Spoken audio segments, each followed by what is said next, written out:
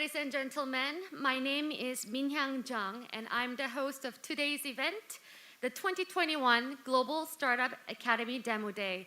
It is my honor to host such a meaningful event.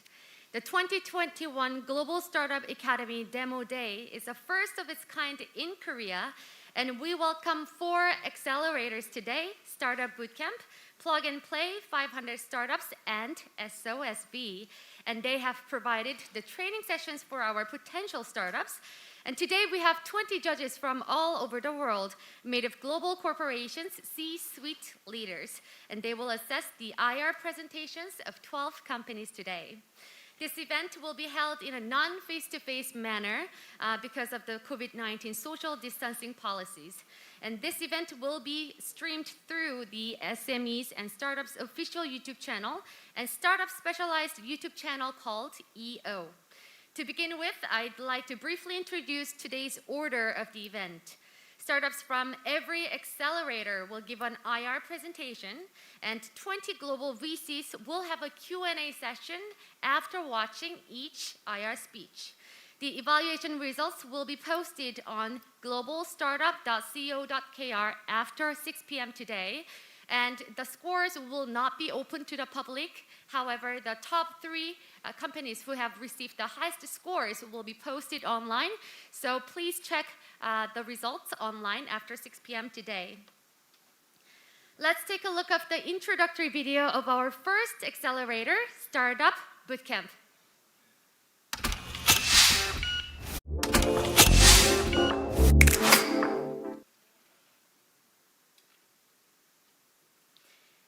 So at the relay base, we have Louis, the program manager of Startup Bootcamp, who is in charge of coaching the first group. And we have Taeyong from EO. Hello. Oh, hello. Hey. Hello. How are you doing today? Fantastic. I'm doing very well. How about you? I'm doing great as well. How about you, Taeyong? How do you feel to be here today? Great. I've never seen accelerators and global startup lineup in Korea. So yeah, I'm so excited. I am also very excited. So, Louis, please introduce us to the Startup Bootcamp. Of course. Startup Bootcamp is one of the world's largest accelerators. We currently run more than 40 programs worldwide, and we are located in more than 28 major cities. Our programs are typically industry-focused, and we combine our processes and methodologies along with our network of mentors and investors to help our startups reach their full potential. Since our launch in 2010, we've already accelerated more than 900 startups, and they've raised more than $800 million in funding. Wow, you have the great results there. Yep. So could you please briefly introduce us to the next 3 startups who's going to give us the presentations? Yep, that would be my pleasure. So for today, for our top 3 startups in the Startup Bootcamp cohort, we have Marinade, Soynet, and Omnis Labs Company. And just a very quick preview of our top 3 startups. First off, we'll have Marinade, led by Ray and John. And their team is an edtech startup working on revolutionizing the way we learn language, and they're going to change the lives of language learners from all across the globe. Next up, we'll have Soynet, led by Jung Park. Jung and his team is transforming the way AI models are deployed, making it both significantly faster and cheaper for AI practitioners. And last but not least, we'll have Omnis Labs Company, led by Gui Huan. Gui Huan and his team is lowering the technical expertise required to build and deploy AI models, and you'll see it from his local platform later. Yeah. Oh, thank you for describing all the startup companies that we're going to hear about. So from now on, 3 startups from Startup Bootcamp will give us the presentations. For the first presentation, let's invite John Wainwright from Marinade. He will give us a presentation on Korean language learning service based on machine learning and crowdsourcing. Let's first watch the introductory video.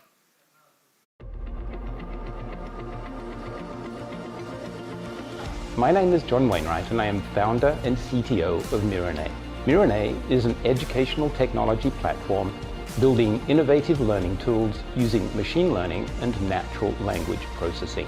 And we have just released our first product, which we believe to be the first of its kind, an exploration-based assistant for learners of the Korean language. The ML EdTech platform we have built enables various learning products to be built, which we plan to bring both directly to learners and through a SaaS API to other learning service companies. Our goal this demo day is to introduce our service to the venture community and raise funds to help us resource our efforts and to make our product available worldwide.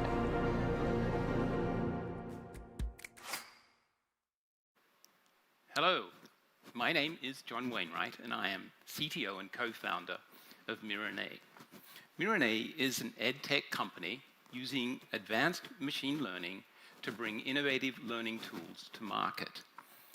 Our first product is an exploration-based assistant for learners of the Korean language, enabling learning opportunities wherever Korean is encountered.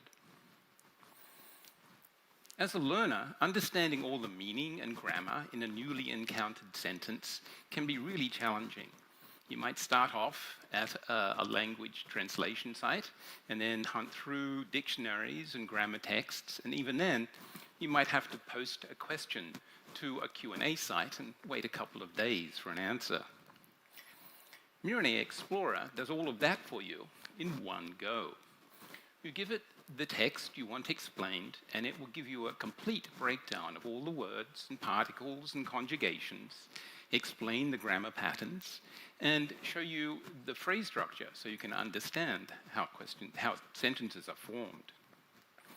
Explorer can be accessed through a responsive website, an upcoming mobile app, and also as a browser extension that lets you use it on any website. For example, on video sites, it can identify Korean language subtitles and allow them to be explored and learned in place.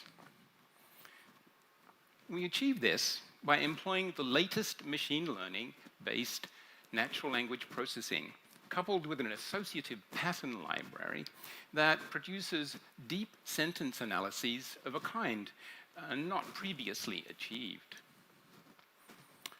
We have two prime markets, B2c as a set of tools for direct use by learners, and B2b as a SaaS API for media and learning companies wishing to add our intelligence to their offerings. Our first focus is B2c, Korean learners.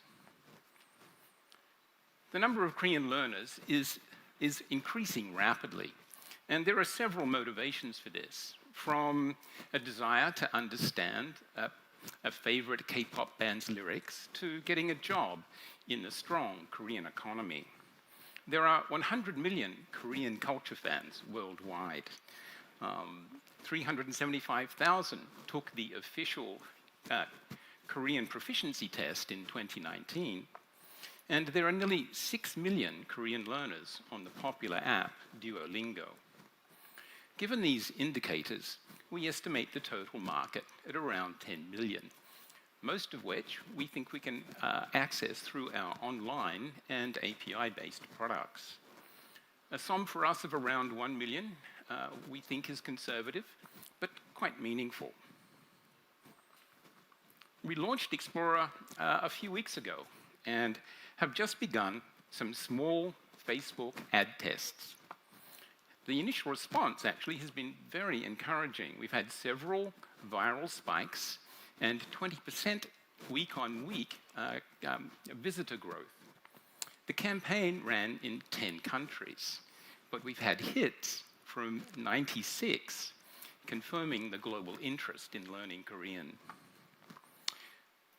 1,000 click-throughs yielded us 5,000 visitors at roughly 35 cents a visitor. And we are continuing to expand our test campaigns and explore other channels. The early users have been quite vocal, confirming that Explorer was both unique and a desired learning aid. Here are some of the early comments. Where has this been my whole life? Oh my God, thank you. This is amazing, unbelievable, and there were many more like that. We have many plans for growth, expanding Explorer and building out on our EdTech platform to bring more tools to market. For Explorer, we'll broaden the market by offering additional learner languages and adding more content for Korean culture fans. To complement the exploratory modes in Explorer, we are adding structured lesson content, allowing the user to move freely between both bottom-up and top-down learning modes. And as these tools come up, we'll bring them together in an integrated learning portal that will also be home for our other offerings, including an Explorer-enabled language exchange and tutor matching services. The team behind Miranay includes Silicon Valley and Korean startup veterans with exit experience, language teaching experts, and deeply experienced engineering, Now it's marketing. time to wrap up the presentation. Sure. Can you please hurry up? Sure Thank thing. you. So we're very encouraged by the user response, and we're looking to accelerate our roadmap and bring more tools to Korean learners. We take much inspiration from King Sejong and Homer Hulbert, hoping to follow in their footsteps, bringing the Korean language not just to Korea, but to the whole world. Thanks for listening. Thank you. The first IR pitch was given by John Wainwright, a speaker from Miranay, and the topic was Korean language learning service based on machine learning and crowdsourcing. Now it's time to have the Q&A sessions. Our VCs from all over the world. As I mentioned earlier, if you have any questions, please press the raise hand button and do not talk right away. We need some time to connect you through the screen. So when you hold on for a second, we're going to give you the go-ahead sign. Then when you receive it, then you can share your questions. So let's start with the questions. If you have any questions, can you please press raise hand button for us?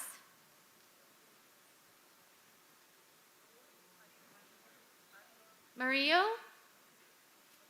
Hi, can I ask my question now? Yes, go ahead. Yes.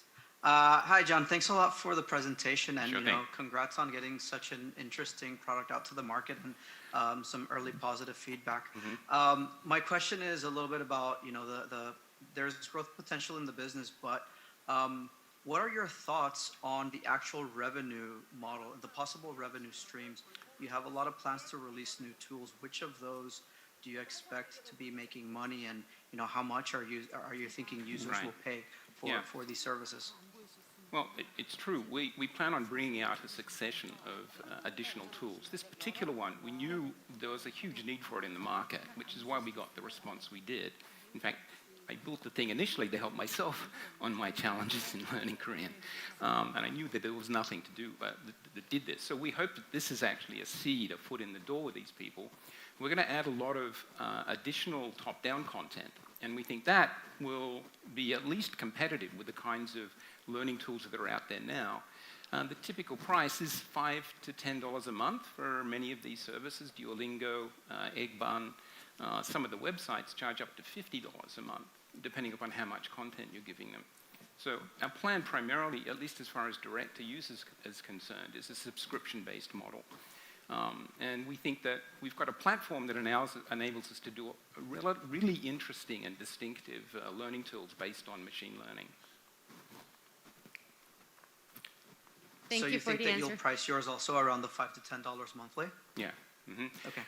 We also think that particularly the kinds of things that are coming out of our analyzer at the moment will be of interest to a lot of learning service companies and perhaps media companies. For example, Viki in the States offers a learning mode for their video streaming service, which just basically shows you both English and Korean at the same time. We think they'd be very interested in plugging us in and giving people the chance to click into that Korean and get it explained as learning it. That's their learning mode. This would accelerate that. It also augments existing learning services. So wherever there's lots of sites, for example, with tons of example sentences. They could plug us into that sentence and anybody could click on it and get the full explanation that we provide. So we're hoping that there'll be also an income flow from the SAS API, a usage-based API. And there are models for that already. Naver does that sort of thing for its translation APIs and for its text-to-speech and speech-to-text and so forth. That's something that we're waiting to see how that plays out. There's some models. We've got some ideas about how we would charge for that. And that's something we'll pursue as the year progresses. Thank you. Fantastic. Thank you. Now we're gonna take some more questions. We have about 3 minutes for the Q&A session for this, for the first startup company. If you have any questions, please press the raise hand button for us. Josh Lee. Wait a second, please. Can you hear me? Please turn on your Yeah. mic. Yes, we can hear you great. now. Can you share your question with us? Yes, thank you for the great presentation. Sure, thanks. As you mentioned, Naver has a translation system, so does Kakao, and obviously Google's been trying to unlock Korean to English for the longest time. There's obviously a lot of difficulties with it. So I'm curious, how does your ML kind of differentiate from those bigger companies, and how are you guys looking to really kind of, I guess, break that difficulty and make that a lot more natural? Right. Well, the key to our effort is the way we're able to pull apart sentences and give you all of the components, all of the parts of speech. If you have a look at a Naver translation, Naver Papago translation now, it tends to give you a rough idea of some of the main words, and that's it. Right. We want to give you a complete breakdown so you can see where the particles are, what the conjugations are. It identifies all of the grammar patterns and explains those deeply. There's a full textbook behind it that you can get to interactively, essentially.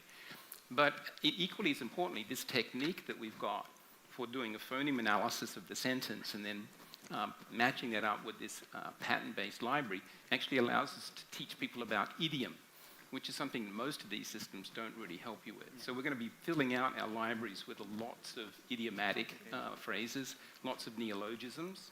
This is particularly useful for the K-pop learners, for example, because most K-pop lyrics are full of idiom, strange grammar constructions, and our technology, we think, can actually help explain a lot of the stuff that you see in idiomatic Korean. That's very challenging for learners, particularly compressed Korean. Lots of neologisms in Korean, as you probably know, where they're compressing words together and throwing out syllables. We can pull those apart and explain all those, and the library at the moment has about 100 or 150 neologisms in it that it will explain to you. So that's where we think the differentiation is. I think the way in which we're matching this pattern library with the phoneme analysis that we do with machine learning is quite distinctive and can give us an analysis that's just not being seen in any of the current offerings. Okay, thank you for your answer. Sure. So now we're going to wrap up our first IR presentation. Thank you, Mr. Wainwright. Now you can take your seat, and thank you for the... I just wanted to say, this is Yu Nim, the CEO of Miranay. Oh. Thank you. Hi, CEO. It's nice to see both of you on the Yes. stage. Thank you very much work for the close together. presentation. Thank you. And also thank you for the questions that you have shared with us. That was very impressive. Now we're going to move on to our second IR speech. I'd like to invite speaker Jung-woo Park from Soinet, and he will give a presentation on inference optimization with Soinet, an AI inference-only framework. Let's first watch the introductory video.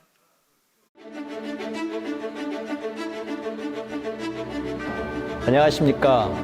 글로벌 창업산업교에 입교한 소이넷 대표 박정우입니다. 인공지능을 보다 빠르게, 보다 가볍게, 그리고 쉽게 적용하기 위해서 창업하였습니다. 보통 인공지능을 현장에 적용할 때 나타나는 많은 이슈 중에 인공지능은 매우 느리고 많은 매물을 차지하고 애플리케이션 개발하기가 매우 어렵습니다. 소이넷은 이러한 고객을 돕고 있습니다. 이번 데모데이에서 소이넷의 진면목을 보여드리겠습니다. 감사합니다.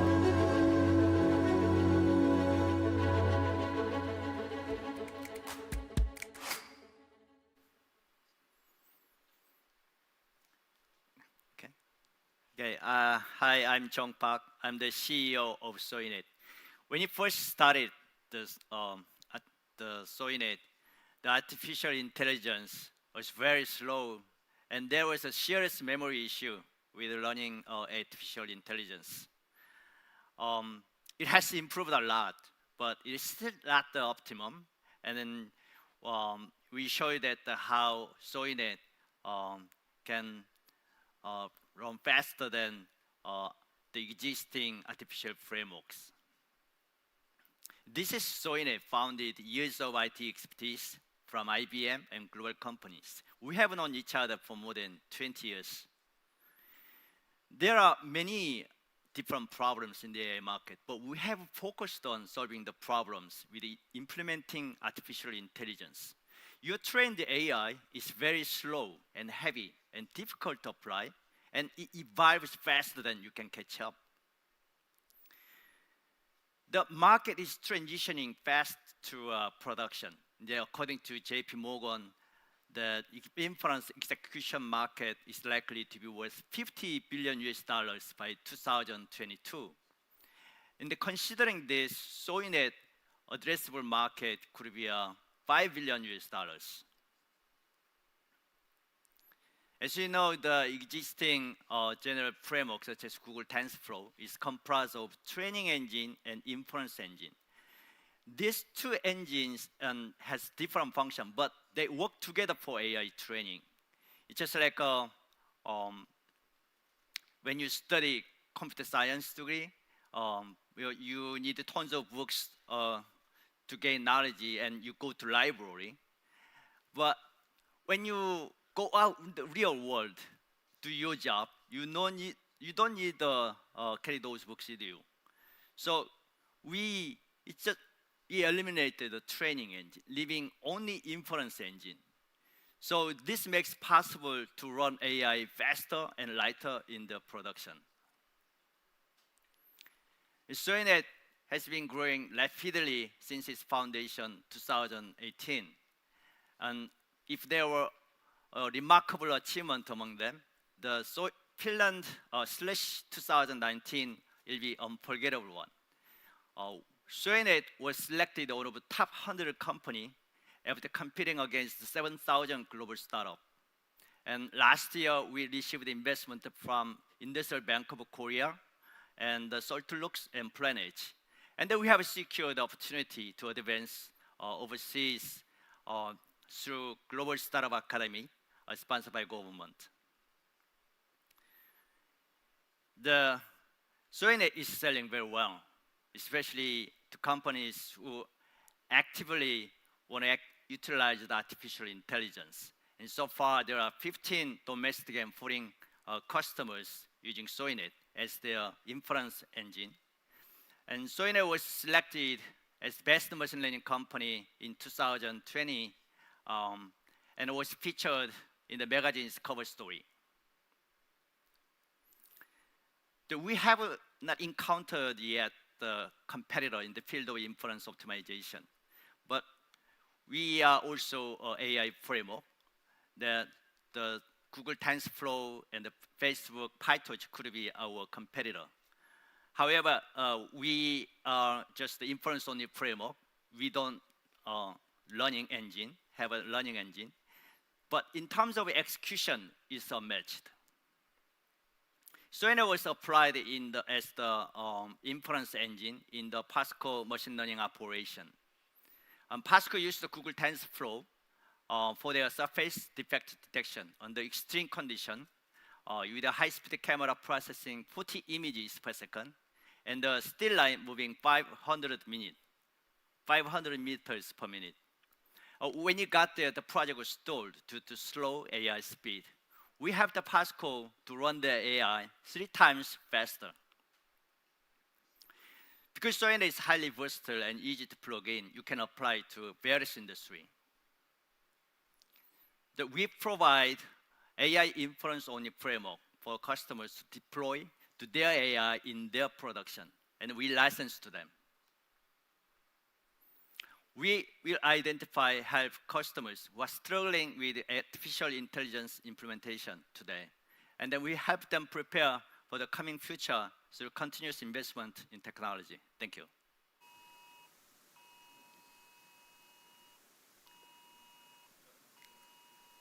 Thank you very much for your presentation.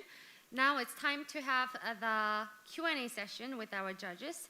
So the topic was inference optimization with Soinet, an AI inference-only framework. So our VCs from all over the world, as I mentioned earlier, if you have any questions, please press the raise hand button, and please make sure that you have turned on your microphone. And when you get the go-ahead sign, then you can share the questions with us because it takes some time to connect. So as we saw our second presentation, if you have any questions, please press the raise hand button.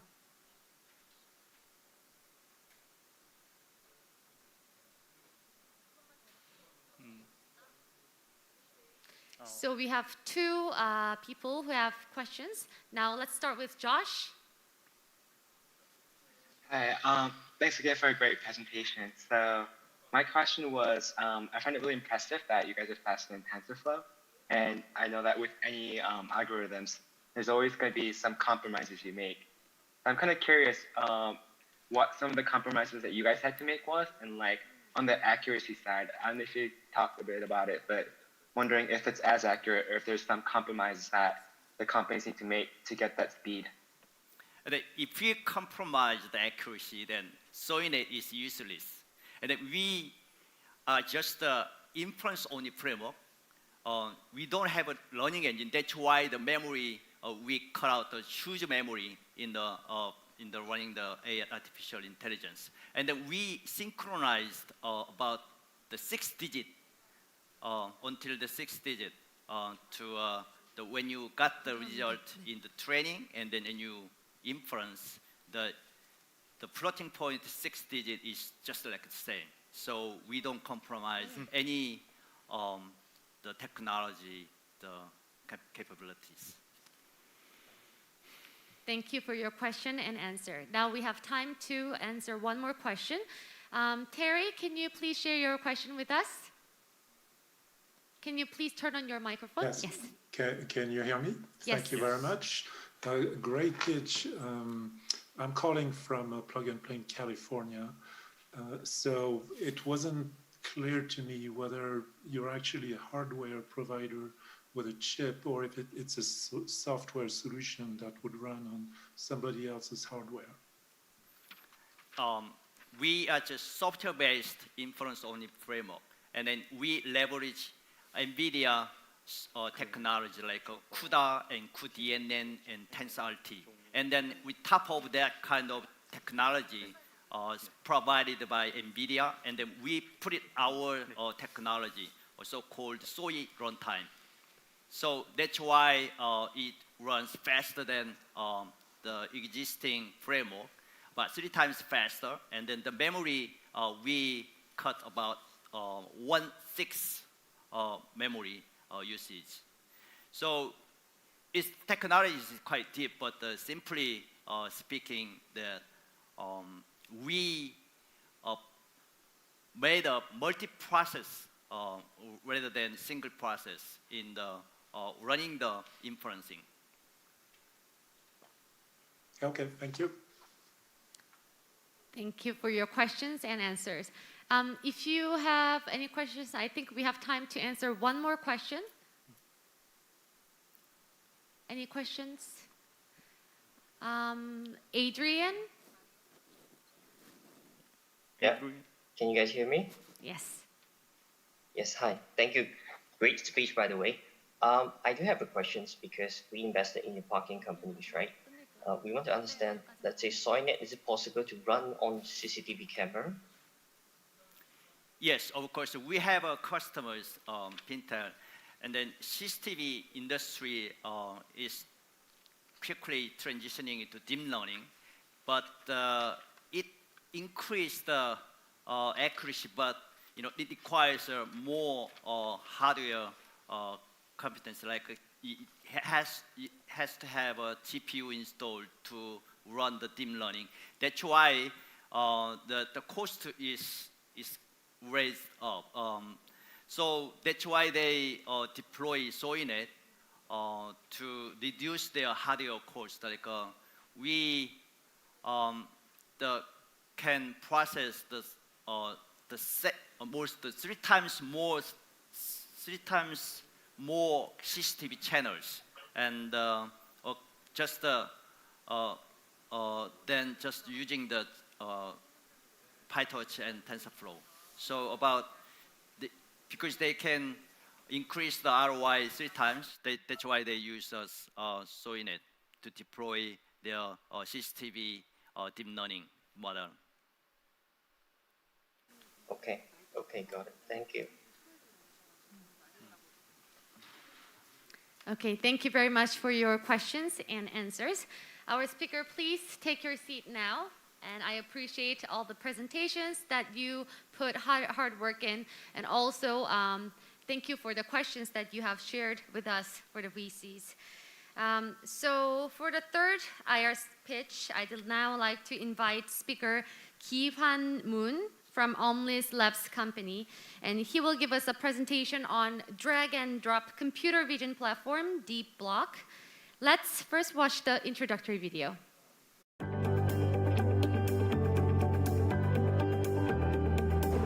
안녕하세요. 글로벌 청년차과학교 데모데이에 참가한 옴닉스랩스의 대표이사 문기환입니다. 옴닉스랩스는 드래그 앤 드롭 기반의 간결한 인터페이스를 제공하는 이미지 분석 도구 딥블록의 개발사입니다. 딥블록은 그 중에서도 항공사진 분석에 특화된 AI 기반 분석 도구입니다. 그리고 저희는 이를 통해 공공 부문에서 수행하는 다양한 항공사진 분석 업무를 자동화하여 업무 효율성을 높이는 것을 목표로 하고 있습니다. 모두들 새해 복 많이 받으시고 대회 잘 마무리하겠습니다. 감사합니다.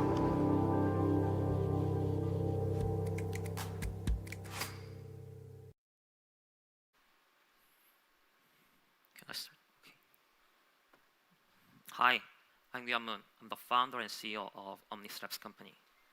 Recently, many industries have difficulty adopting AI. This is because most AI tools are too difficult for most people. Eventually, the cost of adopting AI becomes expensive. To solve the problems, we decided to create an AI tool that is easy to use for everyone. The solution is Deep Block. Deep Block is an AI platform that makes the process of training and inference of AI models without coding. Deep Block is a web-based platform that anyone can access anytime, anywhere through the internet. Users can start creating their own AI model by using their mouse by just watching our 5-minute tutorial videos. We have found that engineers in remote sensing field want to use this type of tool. Remote sensing professionals want to adopt AI. However, they usually lack computer science background. They have difficulty processing large volume area image files and developing models for these high-resolution images. We have confirmed that the Seoul City government alone spends millions of dollars each year on manual area photographic analysis. However, using Deep Block, the Seoul City government could reduce the analysis time in hours and could cut costs in half. Now let's look at an example use case of Deep Block. There are many use cases using our platform, but I would like to show the process of building an AI model that detects automobile from high-resolution aerial images. First, users upload large volume aerial image files. After uploading files, users can start preparing the training data set with our annotation tool. We also offer machine-assisted annotation so that users can reduce time needed for preparing the data set. After finish preparing the data set, users can start the model training by simply clicking a training button. After the model training, users can run inference by simply dragging and dropping their image files, or they can integrate the AI model to their own software through our API service. AI and machine learning will be the most important market of the decade. We first target $4 billion area image analysis market, from which we'll expand by target other use cases. We first grow by providing software license to the government, and while also providing software license and custom implementations for enterprises. There are some competing no-code AI tools in the market. However, there is no dominant competitor in Asia. We'll drive deeper competitive advantage by growing our marketplace of reusable AI models and projects. They can be copied and customized by users to save time and cost. Our initial users confirmed that they are eager to spend over $300 per month for Deep Block platform. And I'm happy to announce that we have structured partnership with the Seoul City government for initial growth in aerial image analysis market. Our aim is $1 million sales within 2 years. We are now raising seed round investment, and we will spend this money to hire salesperson and accelerate sales activity to government and enterprises. We are all computer science major experts, have experience working in AI engineering and ICT education. We are a Seoul National University alumni startup, and we believe that our platform will change the way AI is trained and deployed. Thank you. Thank you very much for your wonderful IR speech. Now it's time to have a Q&A session with our VCs. If you have any questions, please make sure to press the raise hand button and make sure that your microphone is turned on. So now it's time for the questions. If you have any questions, please press the button. Mario, please turn on your microphone first. Thank you. Can you hear me? Yes. Yes. Hi, Guihuan. Thanks a lot for a great presentation. I have a slightly technical question, which is that I've seen a lot of platforms that do similar workflows for street-level data, especially for self-driving cars that are processing images from onboard cameras.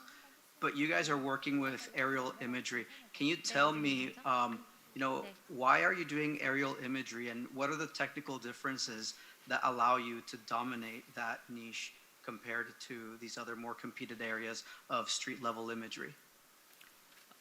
Processing high-resolution, large-volume aerial image file is a little bit technically difficult for remote sensing professionals, as I mentioned, because they have background knowledge of earth science or physics, and usually lack computer science background. And processing these large volume requires extensive knowledge of computer science, like parallel computing or kind of optimizations of AI model with computer vision technologies. And we have competitive advantage over some of our competitors, which usually have background knowledge of remote sensing or earth science. So we will be more competitive in computer science aspect.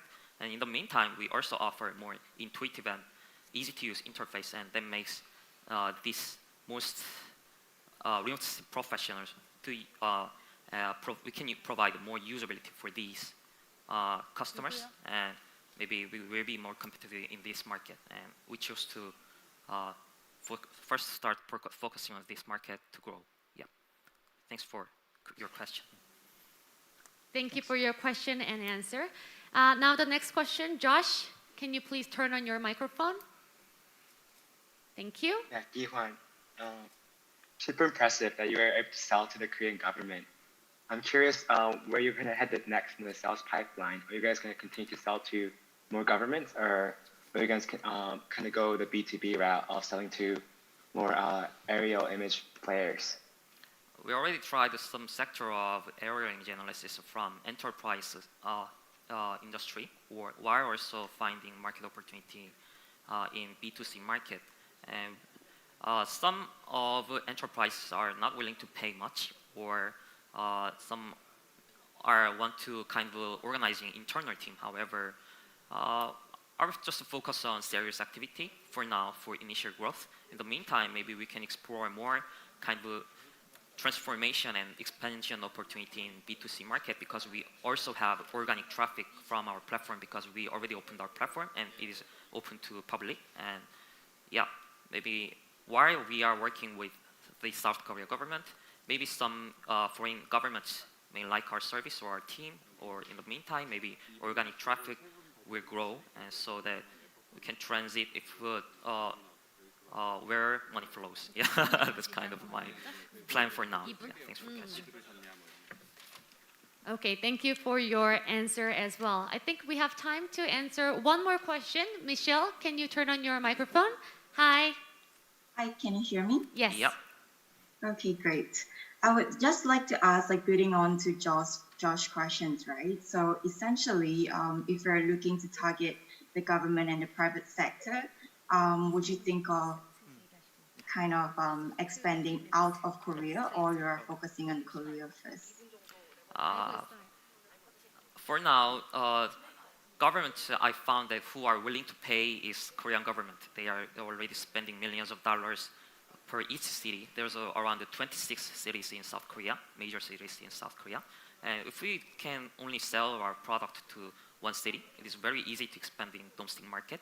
Maybe in the meantime, I will try to accelerate our studies activity if we can get an investment, like participating in trade fair or kind of exhibition to find the foreign expansion opportunity. And yeah, I will spend some amount of money for exploring the B2C market too.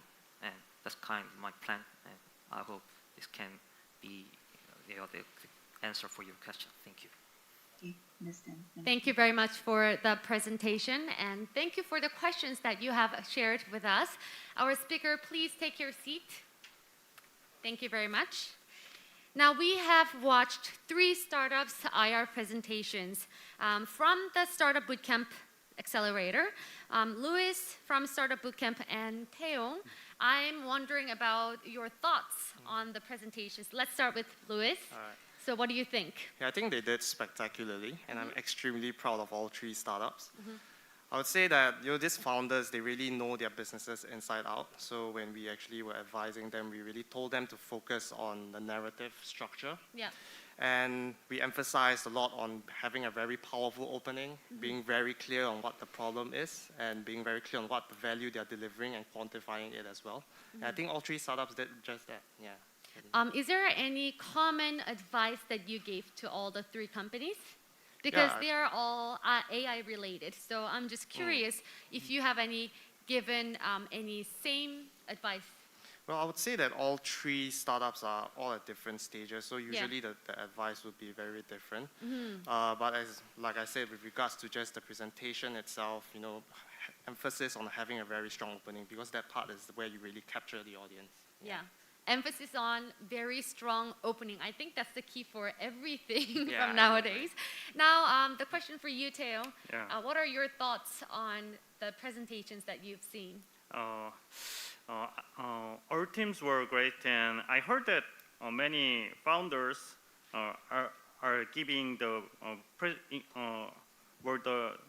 giving their English presentation today. Yes. And this is my first time broadcasting in English too. So I know for me, it's difficult. Yeah. Yes. So for me, it's special, and I know how difficult it is. And I remember Jung-woo Park, the CEO of Soinet, and actually we took video about Jung-woo Park, and I remember he was too shy when we took video. Oh, really? But today he was great. He was talented. Yeah. He was just, doing the presentation, Yeah. minding his own business. Yeah. Yes. Yeah. So I got so inspired today. Yes. Yeah. So I think it's the message what message that you want to deliver to the audience, right? Yeah. It's more important than which language you speak and so on. So Taeyong, I think you have a question for Louis. Is that correct? So I have a question. What did you focus on when accelerating 3 teams? I would say at the start is usually typically it's more of like a diagnosis on where the different startups are, right? And usually they are at different stages and they have different requirements. And then we really narrow down and focus on how we can best help them. For let's say the earlier stage ones, it's more of like, who are your customers, what's the value you're delivering? And as we move on to the later stage ones, if we reach our capacity, we will help them to connect with like more experts, more mentors, investors. Yeah. Okay, thank you very much for your answers. Thank you, Louis. Now let us watch the introductory video from our second accelerator, Plug and Play.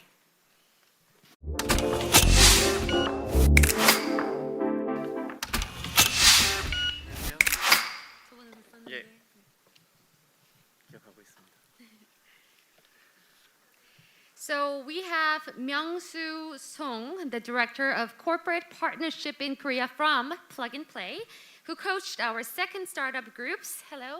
Hi, nice to meet you. Nice to see you again. How are you doing today? Good. A bit cold though.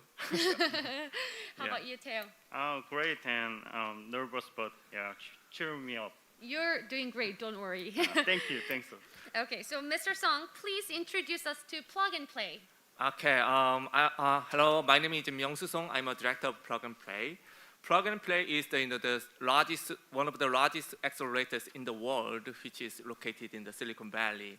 And Plug and Play's mission is to make innovation open to anyone, anywhere. We run 70 accelerator programs annually and globally, providing innovation to over 400 industry-leading corporations with over 30 locations globally. As an investor, we invest in over 250 companies worldwide every year and co-invest with 200 VCs. Okay, and what are your thoughts based on giving coaching sessions to the companies? Actually, it was kind of our really good journey. I want to say that this is our first time to be in Korea, and then we are really impressed by their very strong dedication. Oh, okay. For that to improve by themselves, in terms of the business model and then the way to go to global. So it was a really great journey to be with them. So it was very impressive for you to see how passionate they are, Yeah, right? right.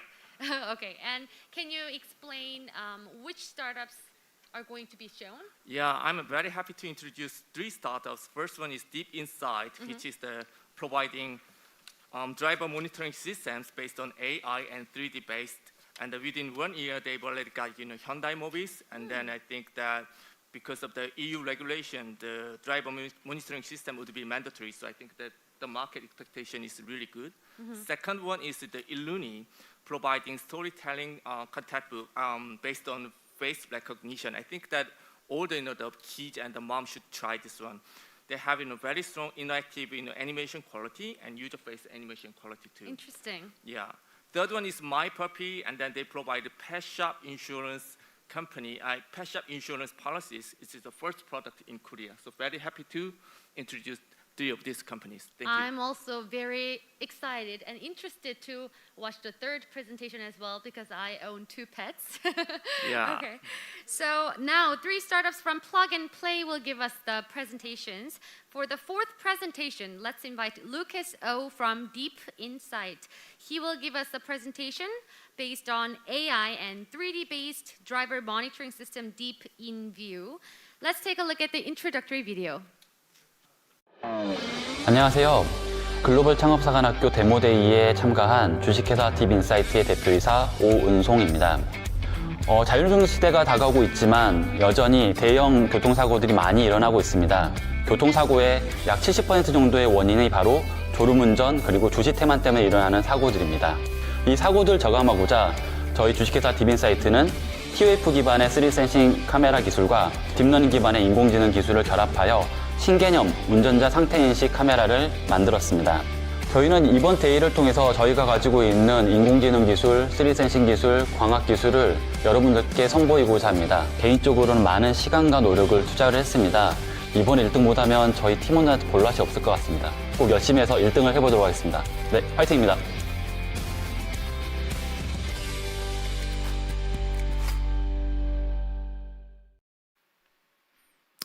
Hello. I'm Lucas, in charge of Deep Insight.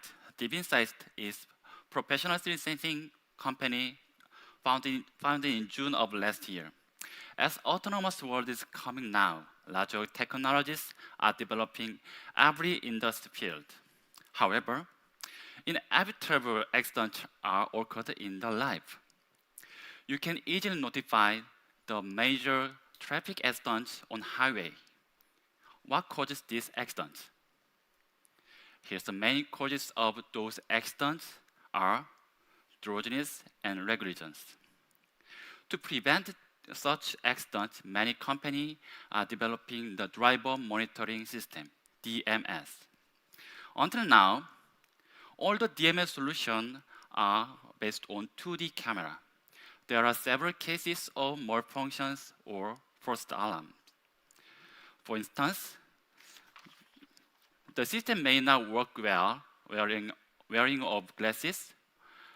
The alarm is triggered when looking in the side mirror, or it may not work properly in intense sunlight. So, here is the new DMS solution developed by Deep Insight, Deep In View. This product has two different aspects compared to other DMS in the market. With 3D sensing technology, many more functions can be solved.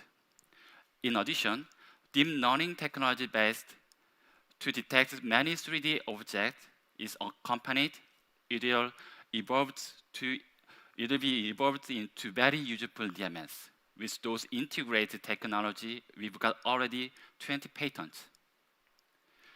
We didn't prepare only hardware, not only prepare software solution. As you can see, it works very well, even wearing of glasses on. With the DB system, it can easily recognize the driver status and habit. We can even forecast the driver status. Our first business model is definitely come inside the automotive OEM company. To do that, we are cooperating with the Tier 1 group of Hyundai and Toyota as contracting or development project. The second business model is looking for our aftermarket of automotive. Our potential customers are bus, truck, and taxi transportation company, and our DMS can collaborate with the car sharing and insurance company. We already done contract with the control system company related with the Kakao and Soka also. The market size of the ADAS and AD is expected 4 to 5 times larger than it is now, and regulation will be issued in Europe and America from next year. The opportunity and market of DMS will be grow up. Here's the key members of DB Insight. All members are expertise in the field of optics, semiconductor, 3D sensing, and AI. We did our best during the last 8 months, even though it's a very short period of time. DB Insight were recognized as a high-tech company, awarded in the several competition and government programs. With our outstanding technologies, we successfully prepared 1.5-year runway to develop our product. With launching of DB View, we will aim to expand our target areas. After securing the seed investment in the first quarter of this year, we will expand our business proactively and achieve the revenue goal of $38 million within 3 years. The 3D world is upon us. It will be here sooner or later. DB Insight will focus on those target market with different insight, valuable, invisible, and smart. DB View, the new DMS, will be the first products what we introduce in the coming 3D world. With your investment, we will do our best, provide and deliver inside the products in the coming 3D world. Thank you very much. Thank you for your presentation, and it's a perfect timing as well.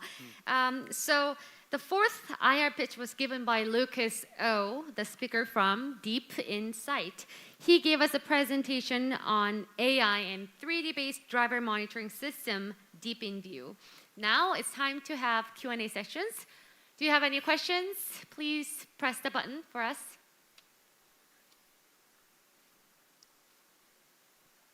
Any questions for Deep Insight? Yes, Johnny K. Please turn on your microphone. Yes. Okay. Can you guys hear me all right? Yes. Hello? Yeah. Thanks for your speech. Understand within very short period of time, you achieve a lot of successful outcome, I guess, within very short time. I just want to understand your nature of engagement with your stakeholders, with OEM especially. Okay, thank you for question. So our nature is from the 3D sensing optical elements manufacturer. So our team members even though we have a very short time from the foundation, just 8 months, but before that time, our team, all team members was one team. So we prepared over 3 years to this foundation. So our nature is, for me, I'm an expert of the optics and design of the system, and other members expertise in AI and 3D sensing.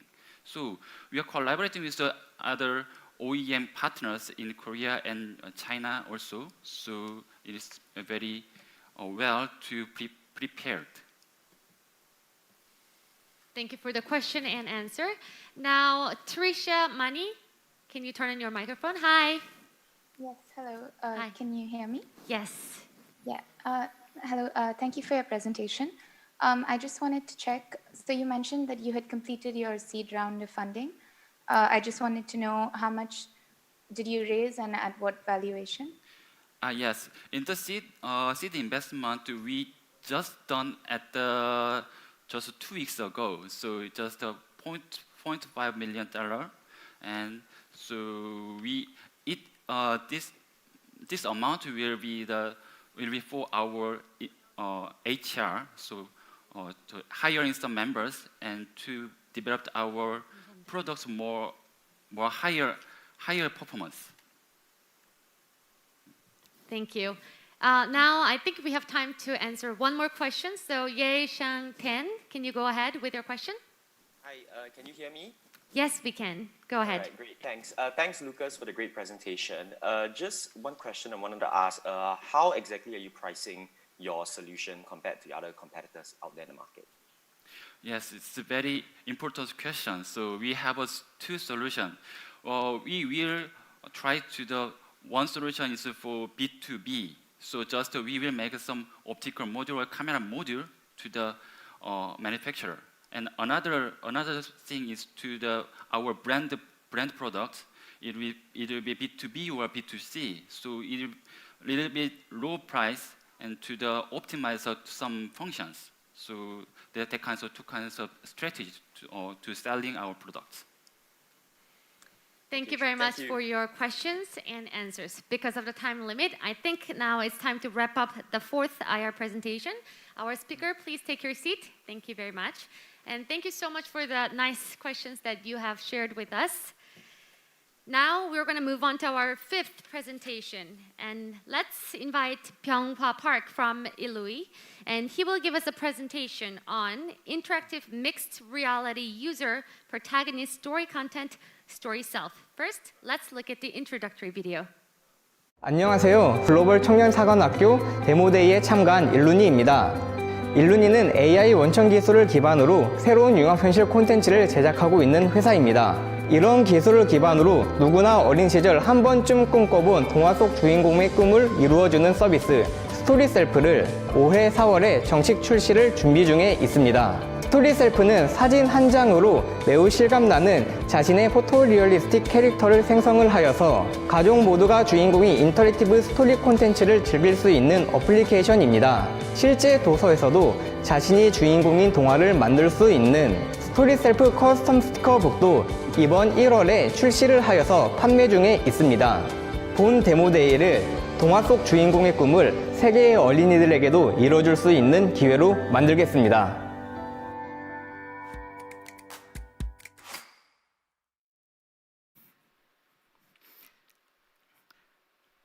Hello, my name is Byung-hwa Park, CEO of Illuni.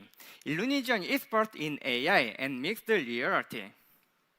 When we are children, today would have song like this and listened once when reading a fairy tale, I wish I could become a protagonist of this story. That's why children love role-playing. There were some previous contents to achieve these children's daydreams. However, they are not scalable. They are bad interactive animation quality, and they are bad user face character animation quality because there is no professional GUI tool for this content, and lightweight face character generation technology was not exist. So And some parents prefer printed book rather than digital content, and there is no that kind of book in the world because it is hard to print each customized book. So Illuni makes story self that makes whole families become the protagonists of the story content together in both physical ways and digital ways. So let's see story self. It provides various interactive features such as voice recording, user face character generation, AR stickers, and interactive missions. With story self, Illuni wants to provide unforgettable memory for families. Then, how we make this content scalable and high quality? We made a professional GUI program for this content that artists and animators can create interactive mixed reality content without programmers' help, so it becomes easier. How we make realistic user-face character? Illuni is a professional AI technology company, while other predecessors was not AI formed. So, using our patent technology, we provide comparative user photorealistic face character. Story self provides not only digital content, but also printed paper book with custom stickers that solve high-cost issue. Children can play with their country's facial expression face character to create their own storybooks. We've already made 9 content to fit global market and want to bring this content to global. Here's story self business model. At first, we'll sell custom sticker books and story content. With that, using various interactive features such as face character generation and decorating using AR stickers and page stickers will bring us additional scalable revenue.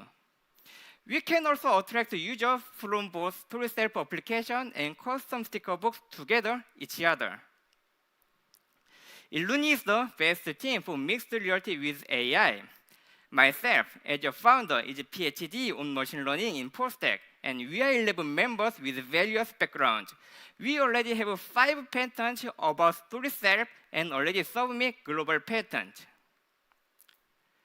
Previous content makers who allows the user become the protagonist was successful in Korean market, although their quality was not excellent as story self. The global market size of interactive children's book is expected to grow more than $3 billion by 2024. However, there is no user protagonist storytelling content in the global market yet. So, with story self, Illuni want to break into the global market at first time. In this huge market, we aim to capture $10 million for both Korea and America. To achieve this goal, we target 2 million children in the market. Story self is already on the market. We've launched the beta MVP version in the last December, and we will launch official version in this April, and global version in this year. Story self custom sticker book is also available in the market in e-commerce. We hope this demo day to global VCs becomes the opportunity for us for story self global launching and global partnerships. Thank you. Thank you for the great presentation. I think it took us to our young time when we were young, and I could remember all the fantasies and all the fairy tales that I have read when I was young. So the 5th presentation was given by Byung-hwa Park, the speaker from Illui, and the topic was Interactive Mixed Reality User Protagonist Story Content, Story Self. Now it's time for the Q&A session. If you have questions, please press the button, raise hand.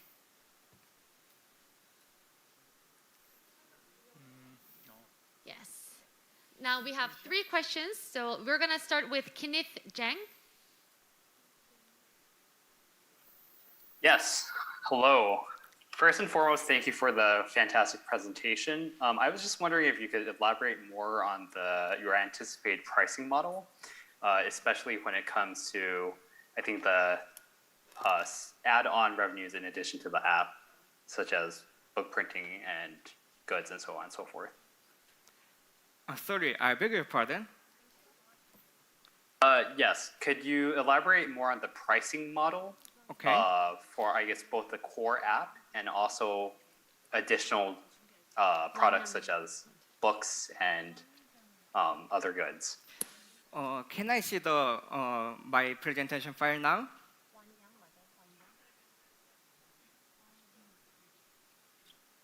So let me just kind of clarify. The question is what the pricing point is, right? So this is the So this is our business model. Now we'll sell each story content at around $10, and about the AR stickers will be around the $3 to $5.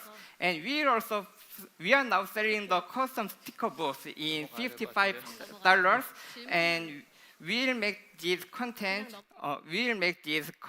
with another partnership children's book publishers together. Thank you. We have two more questions. Wan Zhang, yes, can you share the question with us? Hi, thanks for the great presentation. My question is regarding the distribution channel.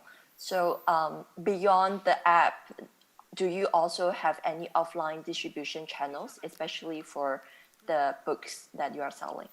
In the case of the book, in Korea, there is a portal named Naver, and Naver now offers the Naver Smart Store. This is offline e-commerce stores, and now we are selling the custom sticker books in the Naver Smart Store now.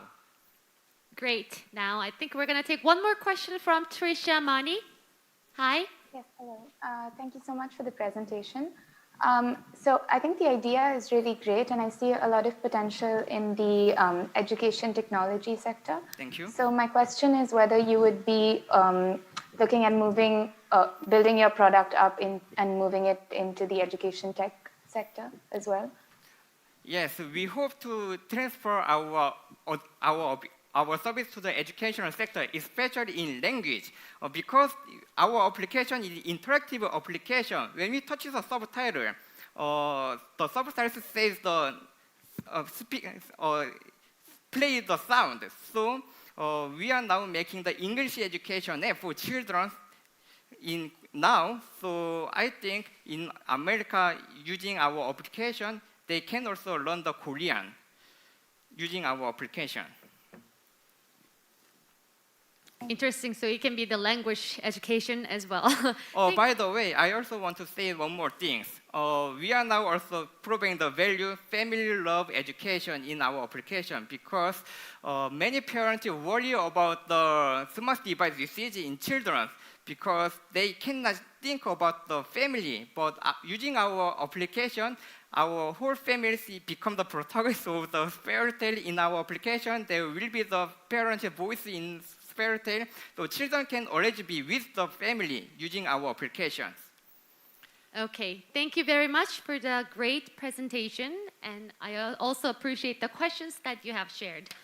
Our speaker, please take your seat. Yes, for the next presentation, let's welcome Jungmin Ji from My Puppy. The topic is the only solution for pet shops, Pet Link. First, let's watch the introductory video.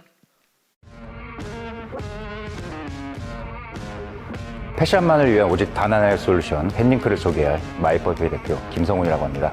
마이퍼피는 국내에 11,000개 펫샵이 사용할 수 있는 매장 관리 솔루션을 제공하고 매월 펫샵에서 생산되는 반려동물과 소유자의 데이터를 전산하기 위한 기술 서비스를 제공하고 있습니다. 2019년 2월부터 국내 반려동물 거래는 허가받은 펫샵을 통한 거래만이 합법적인 거래입니다. 매월 펫샵에서 생산되는 데이터는 약 10만 개에 달하고 있지만 아직까지도 펫샵을 위한 솔루션이 제공되고 있지 않아서 정보들이 방치되고 있고 사용성 또한 낮은 상태입니다. 우리 마이퍼피는 펫샵만을 위한 전문관리 솔루션을 시장에 공급하고 반려동물 정보관리와 소유자와 반려동물의 정보 매칭을 위해 우선 사용할 수 있도록 시장에 공급할 생각을 갖고 있으며 국내 최초 반려동물 빅데이터를 구현하고 이 데이터를 기반으로 한 반려동물 산업의 아마존이 되고자 합니다.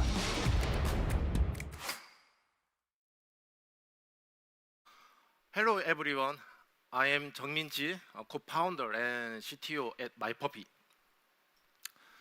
pet shop is a place where the dogs are traded first. It is important that it is the start point of pure pet data. Over 1 million dogs are usually supplied from pet shop annually in Korea, but there are two main problems. The first is that in pet shop, the data is not organized and utilized. The contract is written manually and stored in paper, mostly. So our solution is to provide dedicated pet shop's data management system. It's a platform to record, manage, and analyze pet and owners' data. It can trace pet owners and provide targeting promotions. The second problem is there is no countermeasures against fatal viral disease. The fatal rate of virus is high, up to 50%, and the damage by virus is increasing due to the increasing pet price. So our second solution is to developing pet shop specialized insurance. We did that with DB Insurance Company, which is the top 3 insurance company in Korea. It was released at April this year, and we have exclusive right for 2 years. We surveyed the pet shop's needs and confirmed that 60% of pet shops are willing to join. We will bundle insurance with our platform. The pet shop will get a discount for the insurance fee. And we focus on the pet auction houses, especially 10 auction houses in Gyeonggi. And we concentrate on the key pet shops around Seoul and Gyeonggi. It is the sales of the pet shop insurance. We will get the 8,000 pet shops by 2026. And regarding the commission about 20%, our revenue will be $3.6 million. Now the number of pet shops is increasing because more people love to raise dogs. And moreover, the government drive strong pet shop related policy. Now in Korea, pet shops are only allowed in trading pets.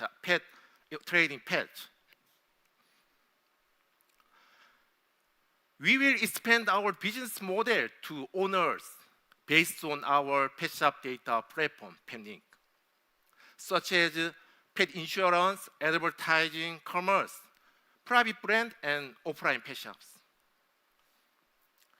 We get the grant from government and seed from investment, but we are asking for more investment for intensive marketing, hiring, and deposit for insurance.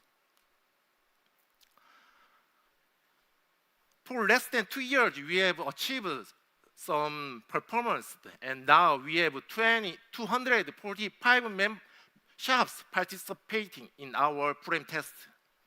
We now have 4 patents pending for register.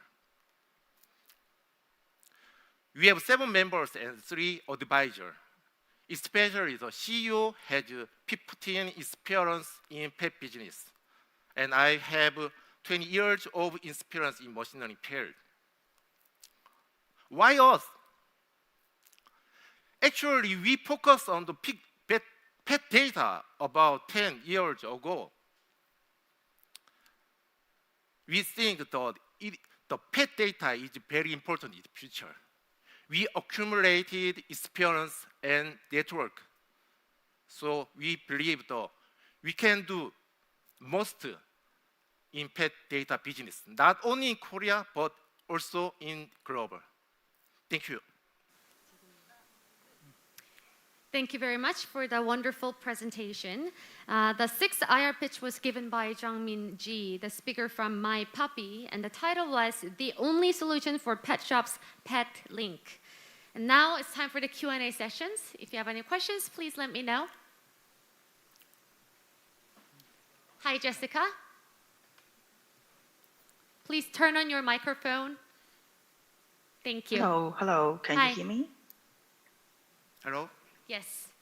Oh, hi. This is Jessica from Hong Kong, and thank you for your great presentations. And I heard that the DB insurance you're mentioning in your presentations, and I would like to know how are you collaborating with DB insurance, and are you also providing them with the data and pet market insights? Yes, I first asked the DB insurance the why there is no insurance for only pet shop. They answered us that there is no data. It's really the DB insurance is a top 3 major company in Korea, but there is no pet data, so they cannot make the insurance for pet shop. So we provide the data about along the 15 years our the experience and survey and data what we have. So April on this year we can make the insurance for pet shop with DB insurance. Yes. Thank you for your question and answer. Sorry, let me just add on to what he said and summarize. Of course. So My Puppy not only acts as the agency to distribute these pet shop insurances, but they are the ones that give these data and deep insight of the market demands because they have 10 years of accumulated experience for pet shop data. So they are the ones that initiated the idea and initiated the process of making these pet insurance products. Thank you. Thank you. Now we're going to take one more question from Josh. Hi, thanks again for a great presentation. So my question was regarding the deep insights. So what are some insights that you're providing these insured companies, and what kind of actions are they taking with those insights that you're providing?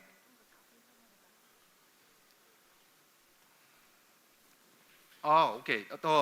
We focus on the pet shop insurance, focus on the virus like the parvo and corona.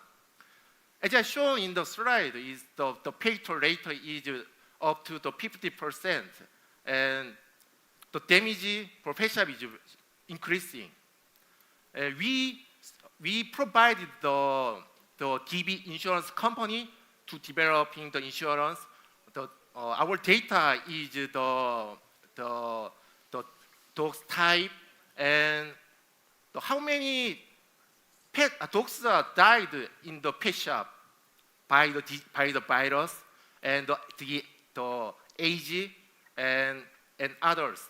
We searched that from the 2,145 pet shops from there, and we provided the DB insurance.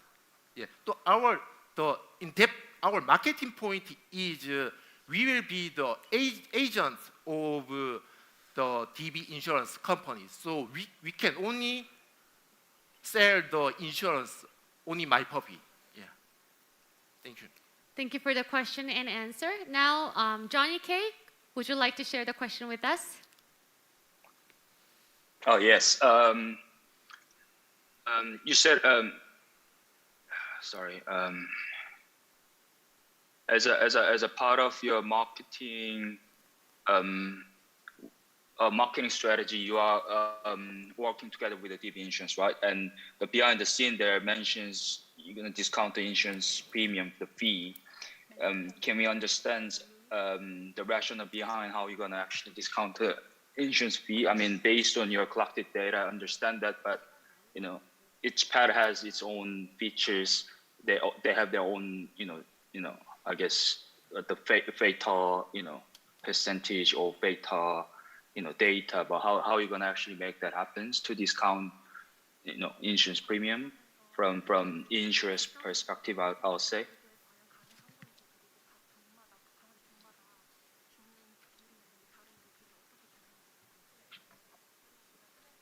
Okay. Our system is free, and if the pet shop using our system has get discount, and so our commission will be low in that case, but we will get mostly 10% commission if the pet shops have discount for the insurance. And next.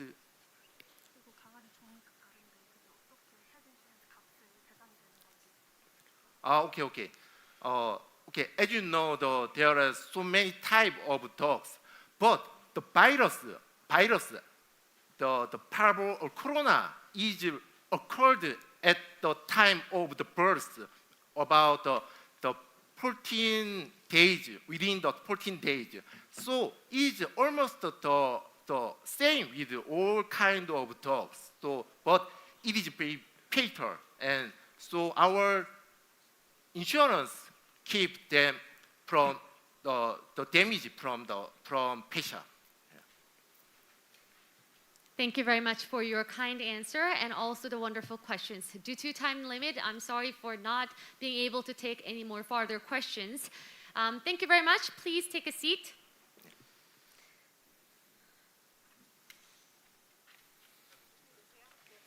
Yes, so now we have finished the IR presentations of the second round of 3 startups, this time with the Accelerator, Plug and Play. So first, Taeyong, what do you think? Do you have any questions? I think all teams were great, and I have a question. I was reading comments on YouTube, and there was a discussion in the chat window, and I think this question is very interesting. It's about Deep Insight. Okay, so this question is for Mr. Song. Yeah. Yes. Let me read. This comment is written by Son, and Deep Insight is #1 company that becomes useless when fully autonomous driving comes out. So, as an investor, how do you think about this comment? As an investor, I think that autonomous driving is kind of the trend in the future. But I think that as an investor, the more important thing is the milestones, because they have a very clear vision and achievement during last 1 year with the Hyundai Mobis, and they have a clear milestone for the global market. And then, as the market, you can see that EU regulation, even though there is autonomous driving is a trend, they is still mandatory for the driver's monitoring system is kind of the regulation mandatory, and then it would be into the same in Korea for a while. So I think that if they achieve the clear vision and the objectives during the milestones as time goes by, I think that it's very, for us, it's 100% sure for the investment for the Deep Insight. And then nobody that actually, even there is autonomous driving, it's a kind of 100% autonomous driving. Sometimes we wanna drive, we drive. And sometimes we are kind of autonomous driving, and then it goes like that. So we would not abandon our pledge of the driving, I think, in the future too. Thanks for your answer, and this is investor's comment. Right, so he gave the comment on the investor's point of view. Okay, so because of the time limit, I think we're gonna move on to our next part. Thank you so much, Mr. Song. Thank you. Thank you. Thank you. Now, I will introduce you to the next Accelerator, 500 Startups.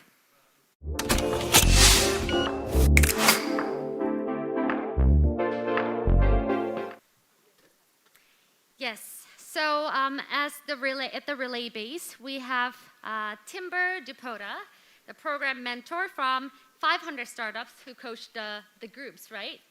How are you doing today? I'm doing great. Good to see you again. Good to see you again. How about you, Teo? Great. Yeah, I'm so great. The other question was great, by the way. Okay, so Mr. Timur, please introduce us to 500 Startups. So again, my name is Timur Dalpota, and I'm an EIR at 500 Startups. At 500 Startups, our mission is to uplift people and economies through entrepreneurship. And we're one of the world's most active seed stage investors. We have invested in 2,400 companies across the world, 5,000 founders in 74 countries across the continent.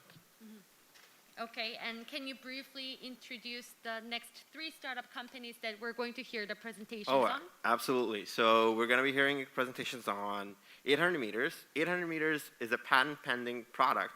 Actually, it already has a patent that allows you to collect payments on lost insurance collections.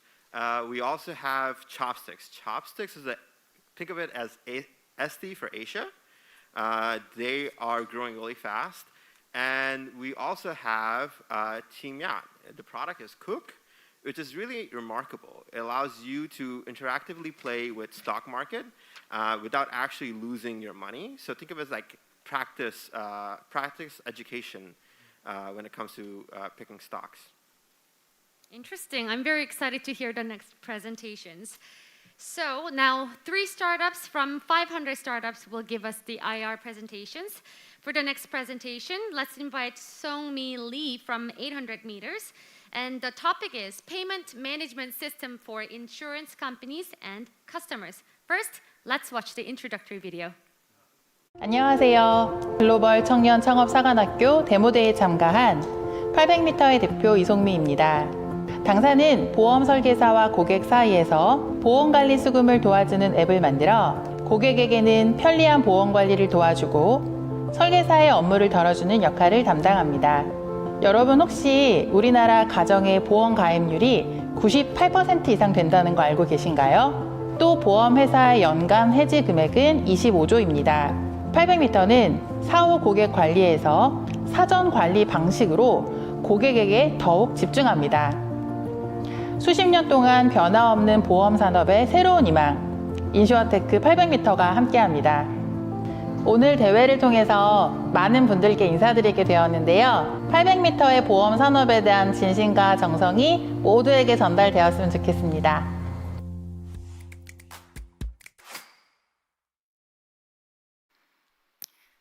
Hi everyone, I'm Song-mi, CEO of 800 meters. Our patented platform enables insurance companies to automatically collect payments from their customers on time. The Korean insurance market cancellation fees are above $25 billion per year, such a huge amount. To stop this, insurance agents have to follow up with clients so they can make payment on time. Agents have to remind them of any late fees, which is really difficult and time-consuming. I saw this problem firsthand as I worked as a life insurance planner for over 10 years. That is why I founded 800 meters. Our product automatically follows up with buyers, but also remind them to make a payment.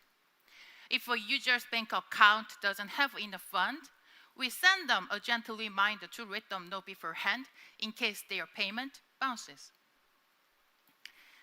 Insurance companies' growth rate is on a decline because 98% of the Korean households already have an insurance plan in place, making it even more difficult to sign up new clients. So, retention is more important than ever. It allows us to seize this opportunity and provide these insurance companies to manage their users' billing on time. In 2019, the cancellation fee in Korean insurance market was $25 billion. At 800 meters, we are aiming to 10% of this saved money. This $2 billion just in the insurance sector alone. We work with 50 insurance firms. 8% of them said they would renew to pay us 10% of the college fee.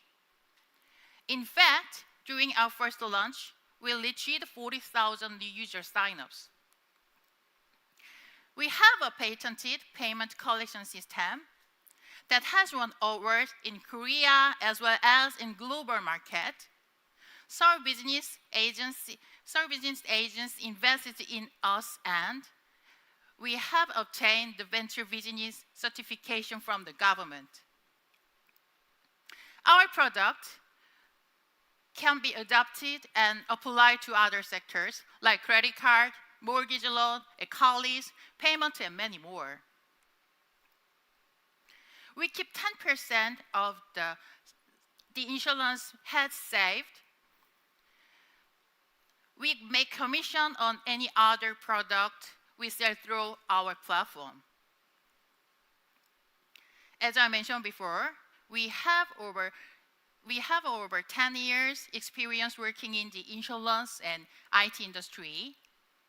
Now, we are bringing the best of both worlds to create something that not only helps insurance companies retain clients, but also make sure people are protected if there is an unforeseen life event. Now, we are currently looking to raise $1.1 million to create in seed investment to continually build our product and grow company to the Southeast Asia market and onboard new users. We are 800 meters. We are leading the way we correct payment. If you want to develop an industry that has not seen innovation in many years, come and become part of us. Thank you. 감사합니다. Thank you so much for the wonderful presentation. Now it's time for the Q&A session. Is there any questions? Please press the raise hand button. Hi, Austin. Can you please turn on your microphone? Yes, can you hear me okay? Yes, I can hear you now. Great, thanks so much for the great presentation. I was curious, what is the most difficult technical challenge that you overcame when building this product? First of all, she has got a lot of knowledge about insurance because she was working for the insurance company over 10 years. But the problem was that we didn't have any knowledge about IT. So developing the application itself was really difficult. Thank you for your question. Thank you for your honest answer. Next question goes to Terry. Can you turn on your microphone? Yeah, thank you. Very, very interesting company.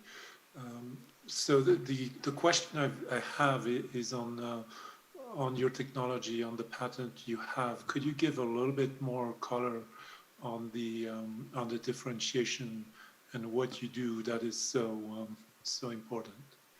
So right now, we are mainly focusing on the previous event that insurance company collects money before that, so that we can notify the customers that you have to pay for insurance premium right now, but your balance of the accounts right now, it's very low. So we are going to send the notifications several times to alert customers to know that they have got not enough insurance premium for each bank account. And also, this is very competitive because 98% of households in South Korea have got insurance, but so far, no applications have been developed yet. So this is very, very outstanding. Okay, thank you. Thank you. Thank you. Next, Kenneth Jung. Hello. All right. Yeah. Hi. Thanks for the fantastic presentation. Just a question about your go-to-market strategy and your user acquisition strategy. Can you speak more to that and perhaps talk about what your ideal customer looks like? Oh yeah, we have got a lot of wide range of customer targets because first of all, 98% of the Korean households, as I said before, so they are our targets, but also we have got insurance company agencies that they can be our targets as well, because we are currently matching them, and also we are looking for overseas market as well.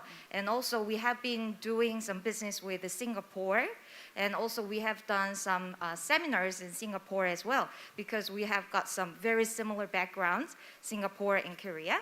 So right now, targets are very straightforward. So what we have to do is we have got some investment from for seeding money, then we can use that money for future, I think. All right, thank you. Thank you. Thank you. I think we have time for one more question. Adrian? Hi, Somi. Hi. Love your pitch. So I do have one question. Can you tell us more about your tractions? So how many transactions has run on your platforms right now? And if you have time for second questions, like, can you tell us where 800 meters come from? The name. Yes, 800 meters, if you look at very closely, can you think of any alphabets? It looks like 8. It looks like a B, right? So it's a boom. So boom means it's popular. It's really, really outstanding, right? Extraordinary. That's why she came up with the idea. Boom, that market, yes.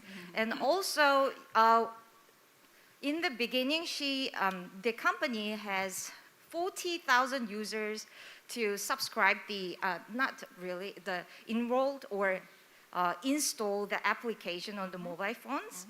And also, she was doing some field tests with several companies in Korea. And then they said they're willing to renew the contract with this 800 meters. So we have a bright future, I guess. Perfect. Thank you. Thank you. Thank you very much. Now you can take your seat, our speaker. Thank you very much. Thank you for the wonderful questions that you've shared with us. For the next presentation, let's invite Jin Gyo-seo from Team Yacht. He will give us a presentation on stock market gamification app, 꾹. Let's take a look at the introduction video first.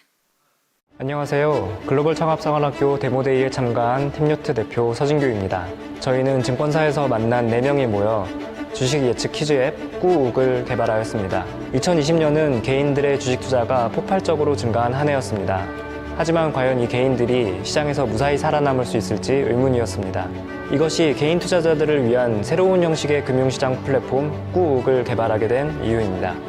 유저들은 재미있는 예측 퀴즈 콘텐츠를 기반으로 시장과 기업을 공부하고 서로 의견을 나누며 함께 성장할 수 있습니다. 투자자가 책임 있게 투자할 수 있도록 돕는 것, 이것이 저희의 미션입니다. 런칭한 지 2달 만에 벌써 5,000명이 넘는 유저가 저희와 함께하고 있습니다. 이번 데모데이를 통해 더욱 많은 분들에게 저희 꾹을 소개하고 싶습니다. 지켜봐 주세요. 감사합니다.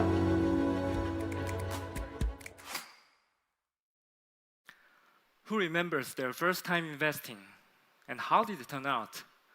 Well, I remember my first time. It was right after college. I bought an amazing entertainment stock, which got delisted just after 3 months. So I lost all my money. So I had to teach myself how to invest, and it took a lot of time, and it was super boring. I saw a lot of people who were facing the same problem, and I said to myself, there must be a better way. Hi, I'm Jin Gyo-seo, CEO and co-founder of Team Yacht, and our product is called 꾹. 꾹 is a stock market game that allows users to make predictions on the market by using real-time market data and rewards them with free stocks. Because of COVID-19, people have been running to the stock market.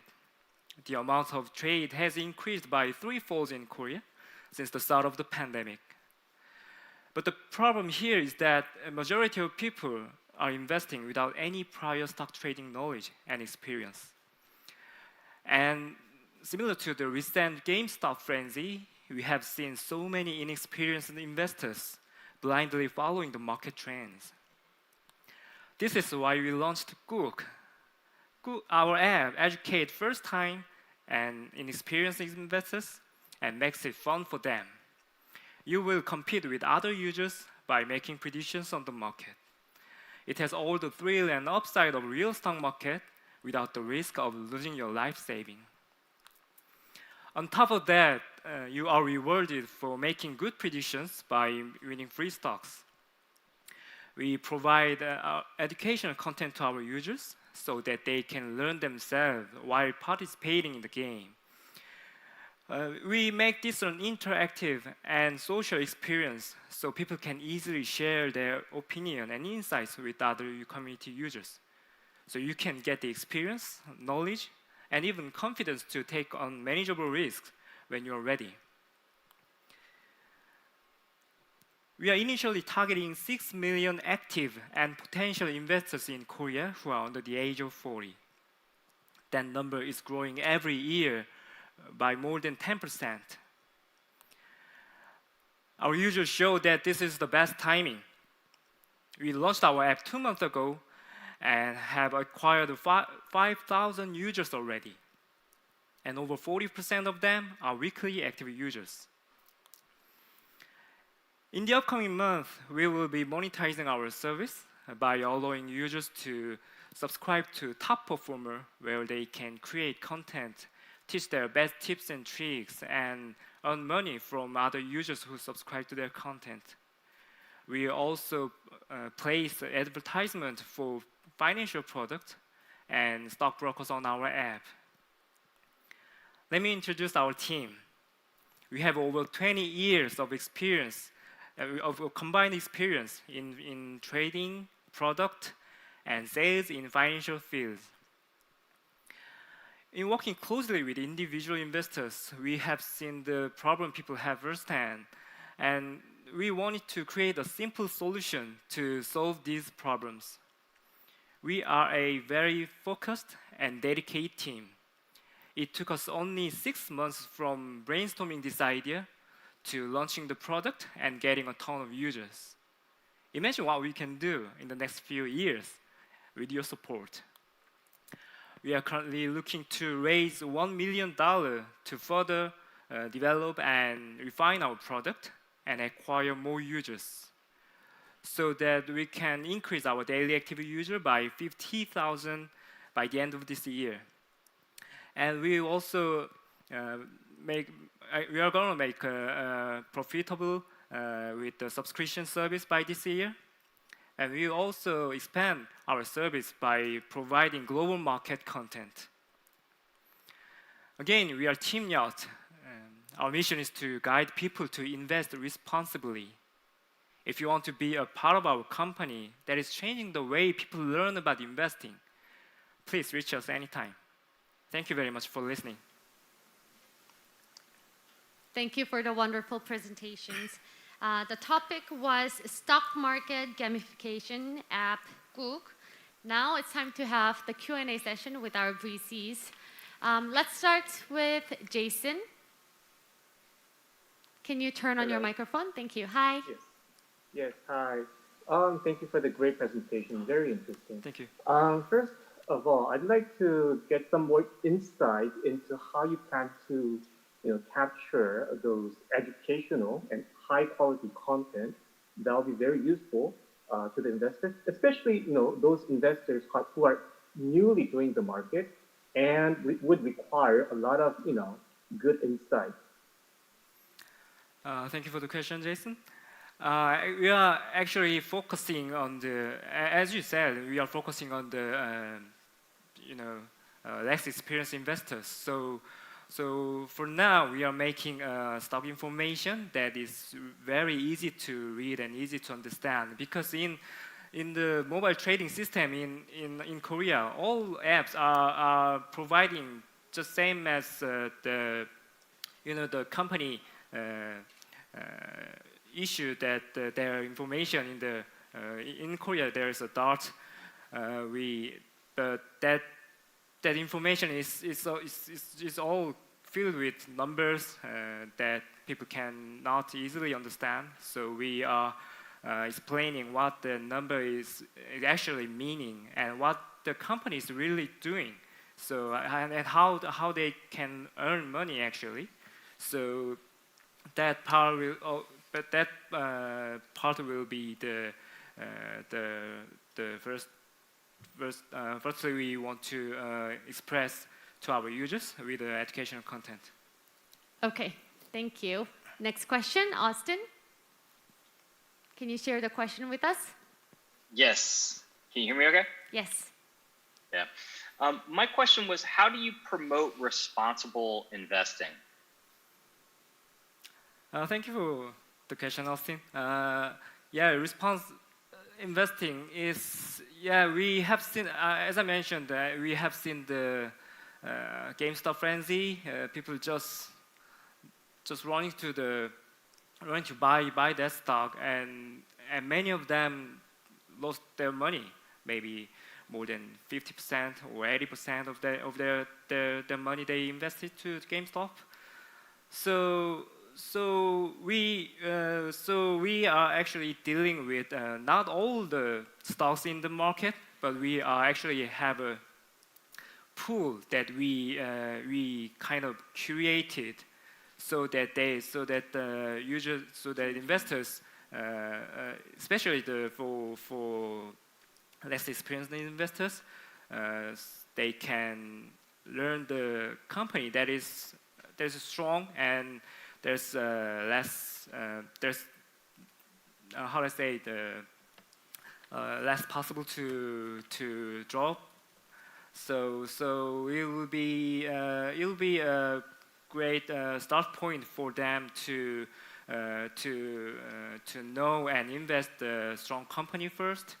So that will be our way to make our users to invest responsibly.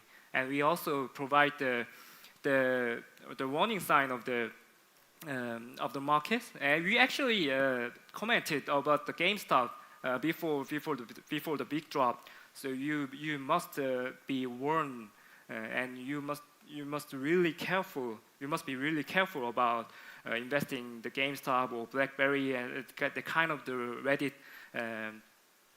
Reddit stocks, as you know. Thank you. Thank you. One last question from Kenneth. Hey, Jinkyo. Thanks for the presentation. Kenneth here from SC Ventures. I think just one question from me, right? I think slightly similar to what Austin mentioned.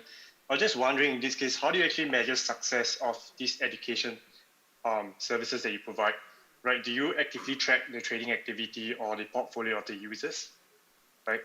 How do you know they are following your advice and not jumping on the hype on GameStop, let's say maybe 5 years later or something? When something new comes up. Sorry, you want me to answer how our users to which act, please? Like, how do you measure the success of these education services that you provide? Okay, so in our app, users will be competing with other users so that they can make predictions on the market, but to be successful for users and for as investors, they will actually get the information we provide, and we our educational content as well, and we actually give them free stocks so they can especially for potential investors, there will be maybe first time experience that they have a share of stocks. So yeah, I guess that our users will be successful in terms of in that they can practice before they invest actually. So that will be the point for our users. Thank you so much for the presentation, and thank you for your enthusiasm and your interest in the company. Thank you for the questions as well. Our speaker, please take your seat. Thank you. For the next presentation, let's welcome Kang-seok Seo from Climbers. He will give us a presentation on creative marketplace connecting designers and consumers. First, let's watch the introductory video. 안녕하세요. 글로벌 창업상학교 데모데이에 참가한 주식회사 클라이머스의 서홍석입니다. 주식회사 클라이머스는 디자이너, 작가 등 창업자가 직접 디자인하거나 제작한 작품을 거래하는 샵식스 서비스를 운영하는 이커머스 회사입니다. 저희의 시작은 매우 단순했습니다. 실력 있는 신인 창작자가 자신이 만든 작품을 알아볼 수 있는 구매자를 만나는 데 어려움을 겪는 모습을 보았습니다. 만약 이러한 재능 있는 창작자가 만든 작품의 가치를 알아줄 수 있는 좋은 취향을 가진 구매자를 서로 만날 수 있게 해준다면 어떨까? 그것이 샵식스의 출발점이었습니다. 저희는 이러한 서비스를 통해 다양한 창작자를 발굴하고 서포트하며 고객에게는 더 나은 라이프 스타일을 제공하고자 합니다. 이번 글로벌 창업사관학교 데모데이를 계기로 찹식스가 바라보는 아시아 최대 디자인 생태계를 만들어 나가도록 하겠습니다. 감사합니다.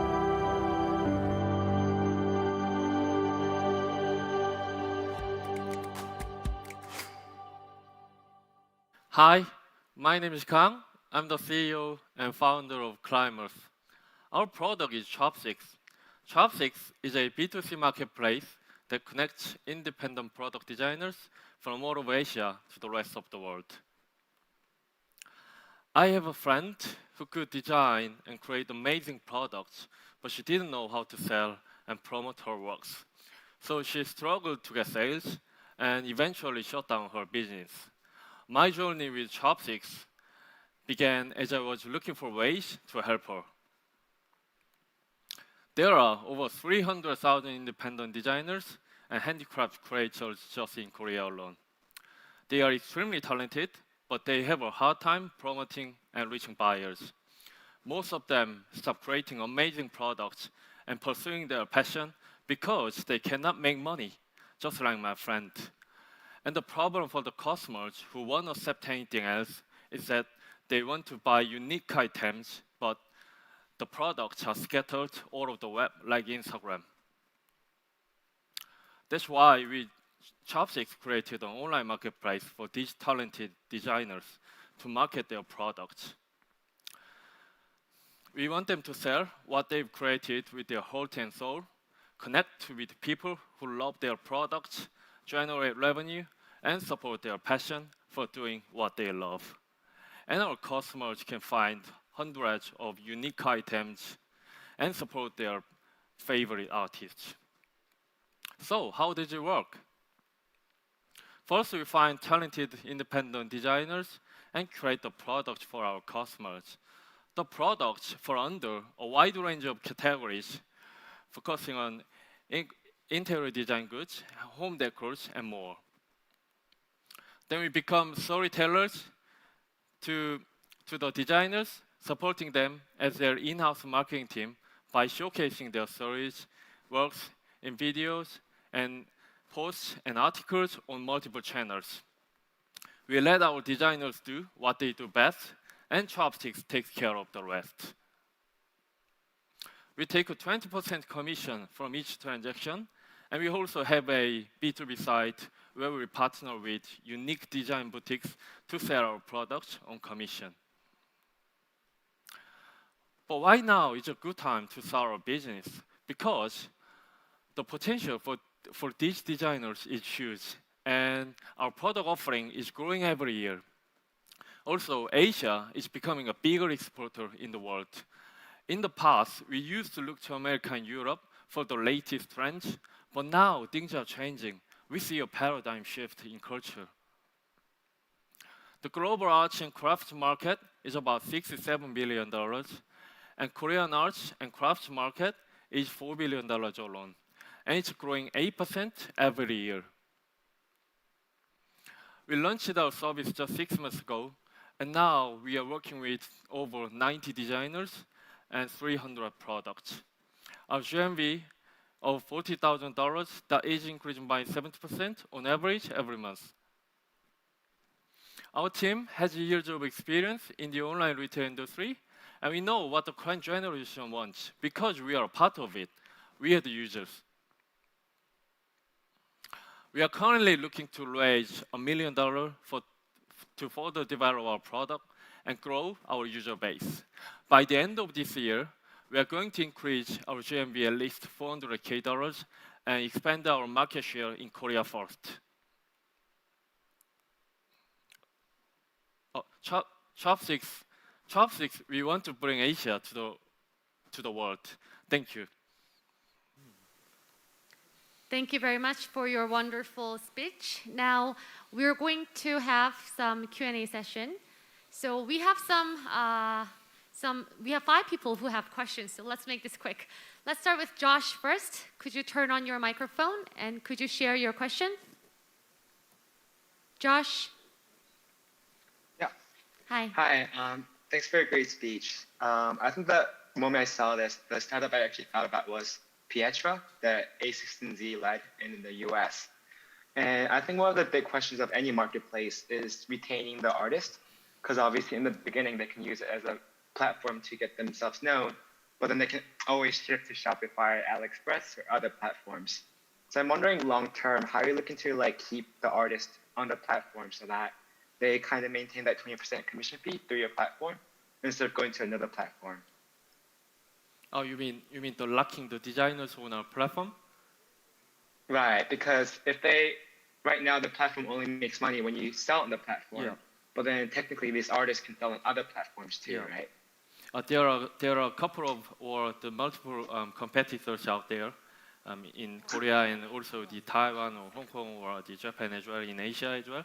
But unlike them, we don't we not only do create the products and distribute the products on our service, but we do a marketing arm for the designers. We do PR, do make a storytelling for the designers, and so the customer can easily access to the designers and the products. So we are doing helping the marketing support, focusing on that.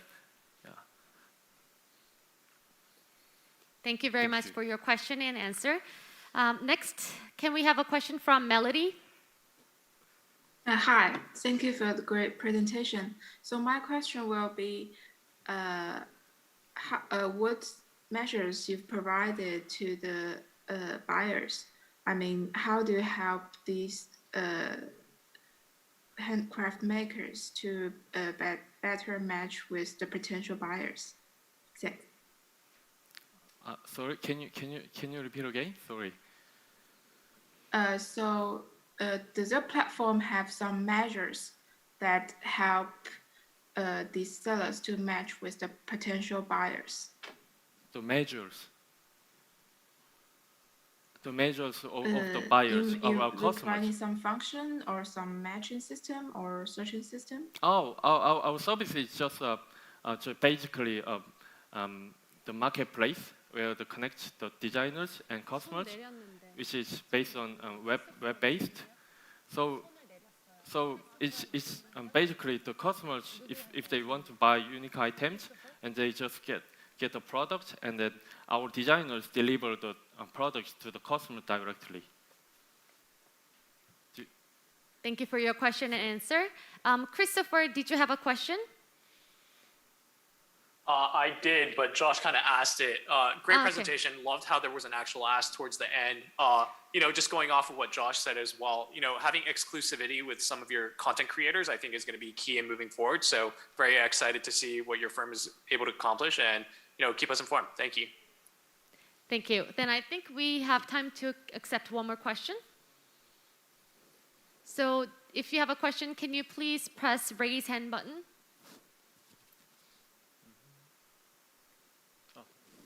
Yes, Jessica, last question. Hi everyone. Could you hear me? That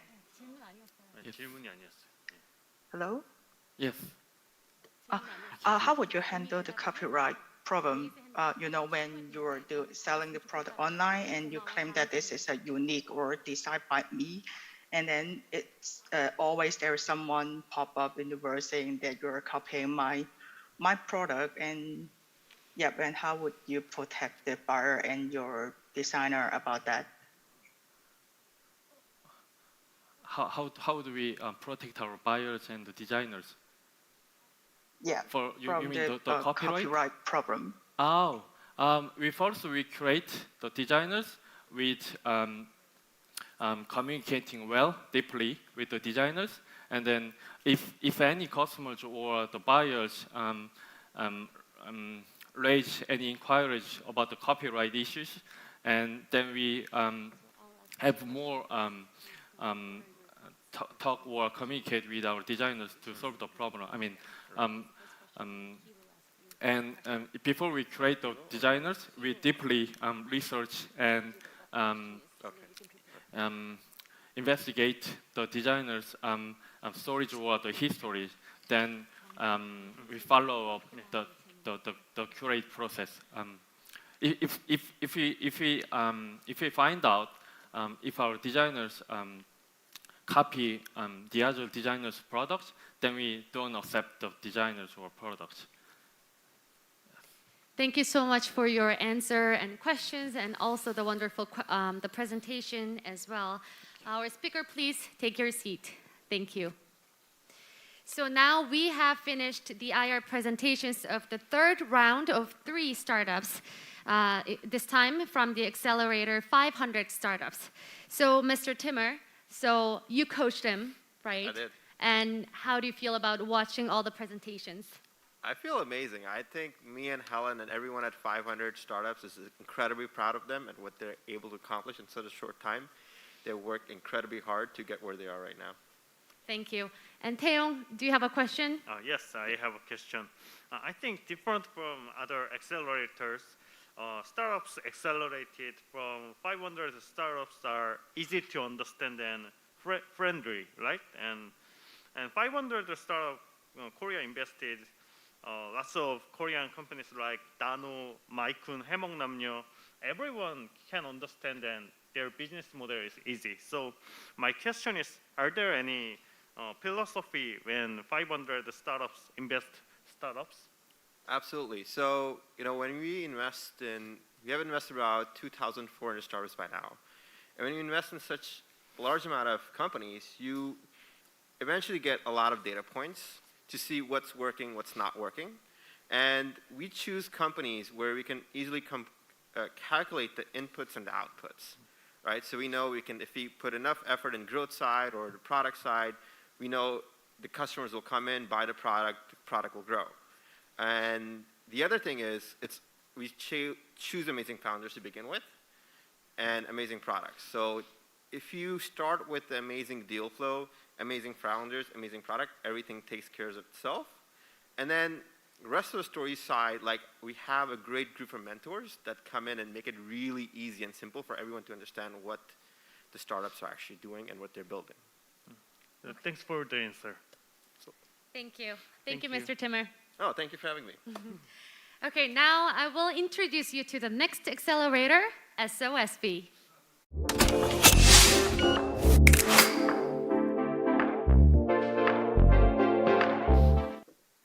And we're at the relay base, and we have Trevor Owens, the senior mentor from SOSV, who coached our 4th startup group. Hello. How's it going? Good. How are you? Great. Are you nervous to be here? No, I'm ready to go. Okay. Are you excited to watch the presentations as well? I cannot wait. Okay. So, Mr. Owens, please introduce us to SOSV.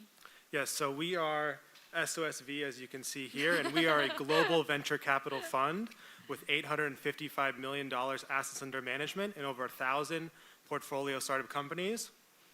We have 5 accelerator programs around the world, and every year we invest in 135 new startup companies. So the 2 accelerator programs that were responsible for running this program are China Accelerator and MOX.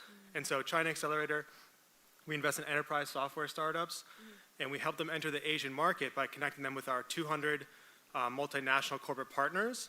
We also help global startups enter the Chinese market, and Chinese startups, we help them go global. When it comes to MOX, we invest in mobile startups, and we help them acquire new users for free. So you can learn more just by going to sosv.com. Okay, what a great introduction. So can you also introduce us to the next startups that we're about to see? Yep, so as you'll see on stage in a few seconds here, we have Data Republic from the DeFi cryptocurrency space. We have Kudon, which specializes in second-hand luxury items. And we have Vandalsoft from the smart farming sector. So these teams and all of our teams worked incredibly hard during the GSA program. And I think these 3 startups are ready to rock the stage. Okay. So from now on, the final startup from SOSV will give the IR presentations. For the next presentation, let's invite Sungmin from Data Republic. The topic is DeFi, Terminal for Institutional Investors. First, let's watch the introductory video. 안녕하십니까. 이번에 글로벌 창업사관학교 데모데이에 참여하는 주식회사 데이터 리퍼블릭의 엄성민입니다. 저희는 데이터의 품질을 자동으로 정량화하고 측정하는 회사인데요. 해당 기술을 기반으로 하여 북미의 대형 금융사들이 저희의 금융 소프트웨어를 사용하고 있습니다. 이번 데모데이를 기반으로 저희를 세계에 잘 알리는 기회가 되었으면 좋겠고, 반드시 우승 상금을 받아서 저희 팀원들과 휴가를 가서 좀 자는 시간을 가졌으면 좋겠습니다. 감사합니다.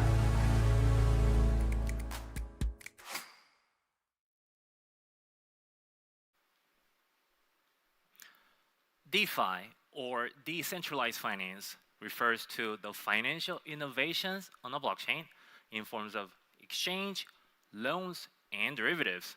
In the past year, the DeFi market has shown an explosive growth, and as a result, the institutional traders are now very serious about DeFi investment. However, there's a problem. Let me talk about the case of Michael. He is one of our clients. Michael runs an investment bank specialized in cryptocurrency. His clients ask him about DeFi, so he surveys the market. He sees unbelievable return, but the data he needs is scattered everywhere and often wrong. To make the matters worse, Michael can never guess the right amount of transaction fee. In DeFi, if you provide a fee that is too low, transactions will not go through, and it worries Michael greatly. Faced with all these uncertainties, should Michael deny himself of this incredible opportunity?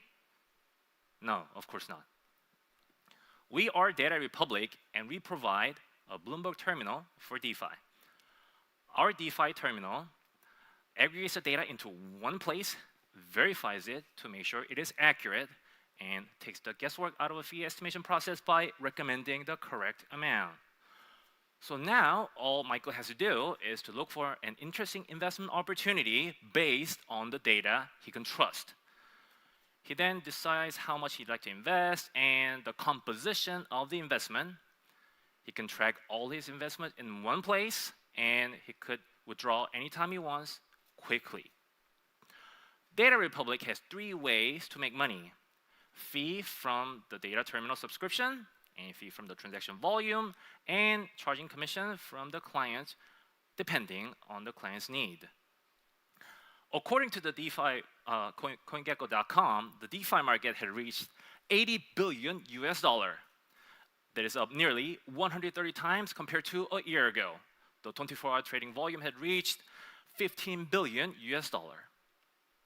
Now, there are a couple of other companies providing DeFi trading tools, but the level of data update frequency and integrity is not up to the standard of institutional traders. We gather data from more than 10 DeFi providers so that our customers will have all the data they need in one place.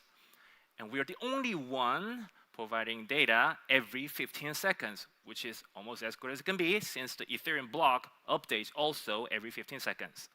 We're also the only one providing data integrity checks with our valuation engine.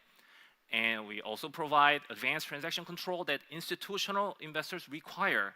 And as a bonus, we even provide predictive analytics.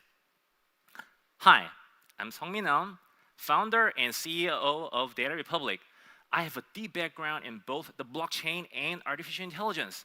I have developed blockchain and data security algorithms on behalf of Hyundai Motors and Samsung Electronics. I was also one of the organizers of the $5 million AGI Challenge, a major AI event hosted by Facebook. Working together with me are Lisa, who has extensive background in marketing on both traditional fintech and blockchain industry, and Dr. Kim, with his 10 years of experience in Korea's most prestigious research institute. Global Digital Asset, the biggest blockchain investment bank in Canada, is our first customer. And we have several other clients in the pipeline, most of them US hedge fund. Our customer had already made profitable return using our DeFi terminal. One of our customers made 10% profit in 2 days, and it happens all the time. We are raising $2 million, so we may reach an yearly volume of $1 billion. We first hire sales personnel with a strong background in traditional finance in both the Asian market and European market. We'll hire technical staff to deliver additional features quickly and also develop hardware for the need of institutional clients. This will truly be an exciting year for the decentralized finance and Data Republic. If you would like to join us and catch this incredible opportunity, contact me at AUM as an asset under management at datarepublic.ai. Thank you. Thank you for the presentation. The 10th IR pitch was given by Sungmin the speaker from Data Republic, and the topic was DeFi terminal for institutional investors. Now we're going to have the Q&A session, and we're going to have a question from Rian. Brian, can you share your question with us? Can you guys hear me? Yes. Hi, yeah. First off, I think that was a great presentation. Earlier, you mentioned during your presentation that you're pulling data from the Ethereum blockchain, but I was wondering, because a lot of DeFi projects are now built on multiple different blockchains apart from Ethereum, are you able to then access data? Is your platform able to then access data from these different platforms? So are you asking whether we aggregate data from other than Ethereum blockchain, or? Yeah. Currently we don't, because the market share is, as you know, the dominance of Ethereum blockchain market is stupendous compared to the other market. But of course, we are looking through it right now. Thank you. Okay, thank you. Thank you. Next question from Terry. Hi. Yes, very good presentation. Can you give more color on how you price the service? Yes, for the data terminal subscription, there are tiers, but the full version will cost about $5,000 to $10,000 per month, depending on the client's need. And as for the volume per transaction model, we generally charge about 0.2 to 0.4% depending on the volume. And as for the profit sharing scheme, then we generally take about 10% of the profit the client's made. But it's not like we charge the client 3 times, but whatever suits the client better. So we'll work it out. Okay, thank you very much. Thank you. Next question from Tricia. Hi, thank you for your presentation. Could you elaborate a bit more about on the use of funds for the $2 million raise? Oh yeah, so I think the main thing is about sales. So we're gonna spend about 60% or possibly more, depends, about hiring very strong sales personnel with long history in traditional finance. Then we want to enter the traditional investment bank or other big names if we possibly can. And 40% will be used for hardware development and the technical personnel. Okay, thank you. Thank you. Thank you. And we'll take the question from Josh. Yeah, hi, it's a great presentation. So I know that a lot of US institutions are now going in, and that there'll probably be some competitors going forward. So I'm kind of wondering how you guys are kind of thinking about building a long-term moat so that even if other people come in, they will continue to use your platform. Oh, so here's the thing. We are fully legal in terms of this. I'm sure you understand the ATS license and all this technicality is fairly complex, and we have been spending months trying to structure our software to make sure it's bulletproof. So we have very strong end in terms of following the legal guidelines of US and Canada and possibly other countries. At the same time, we are entering the market right now. There are other competitors supposedly raised money doing similar stuff last year. Some company raised a few million, 12 million, and nobody has a working product yet that I know of. But we are the first to enter the market, and as you know, as you build up, reputation from big names, and it's usable, and big companies use it, I think we have a pretty good first mover advantage right now. So that's what we're going to work on. Thank you very much for your presentation, questions, and answers as well. Our speaker, please take your seat. For the next presentation, I will now invite up KP Ri from Kudon. The topic is AI-based secondhand luxury good appraisal platform. This time, let's invite the speaker on the stage. Hi, I'm KP. I'm the founder and CEO of Kudon. A few years ago, I purchased an Omega watch on eBay. It looked pretty much like a brand new, and the price was $500 cheaper than the market price, so I thought it was a good deal. However, when I got the watch, it was nothing like what I saw online. There were lots of scratches, and worst of all, it was counterfeit. I asked eBay for a refund, but the seller showed eBay a receipt as a proof that he actually bought an authentic watch from a department store. At the end of the day, I couldn't get a refund, and my $1,000 was gone. Later, I found out that he actually bought an authentic watch from a department store. That's why he had a receipt, and simply swapped it and sent me counterfeit. The second-hand luxury market in Korea is $5 billion market. Over 90% of transactions happen in C2C marketplaces, so the majority of people are exposed to issues that I encountered before. And there are other problems, such as sellers having difficulty optimally pricing their items, and buyers struggling to know that they're not being ripped off. And yet, the market is growing 38% annually. This is in spite of the fact that the market is incredibly unsafe and filled with problems. Imagine how much faster it will grow when items are verified and prices are guaranteed, so you don't have to worry about any fraud or being ripped off. To solve this problem, Kudon is the trustworthy middleman for both buyers and sellers in second-hand luxury market. For sellers, they don't need to upload their photo. They just need to select which item they want to sell on our mobile platform and send the items to us. Our unique pricing algorithm collects all the relevant pricing data from entire marketplace and combine it with observations that we made from in-person verification done by our inspection specialist. This process makes sellers can sell their items at optimal price just within few clicks.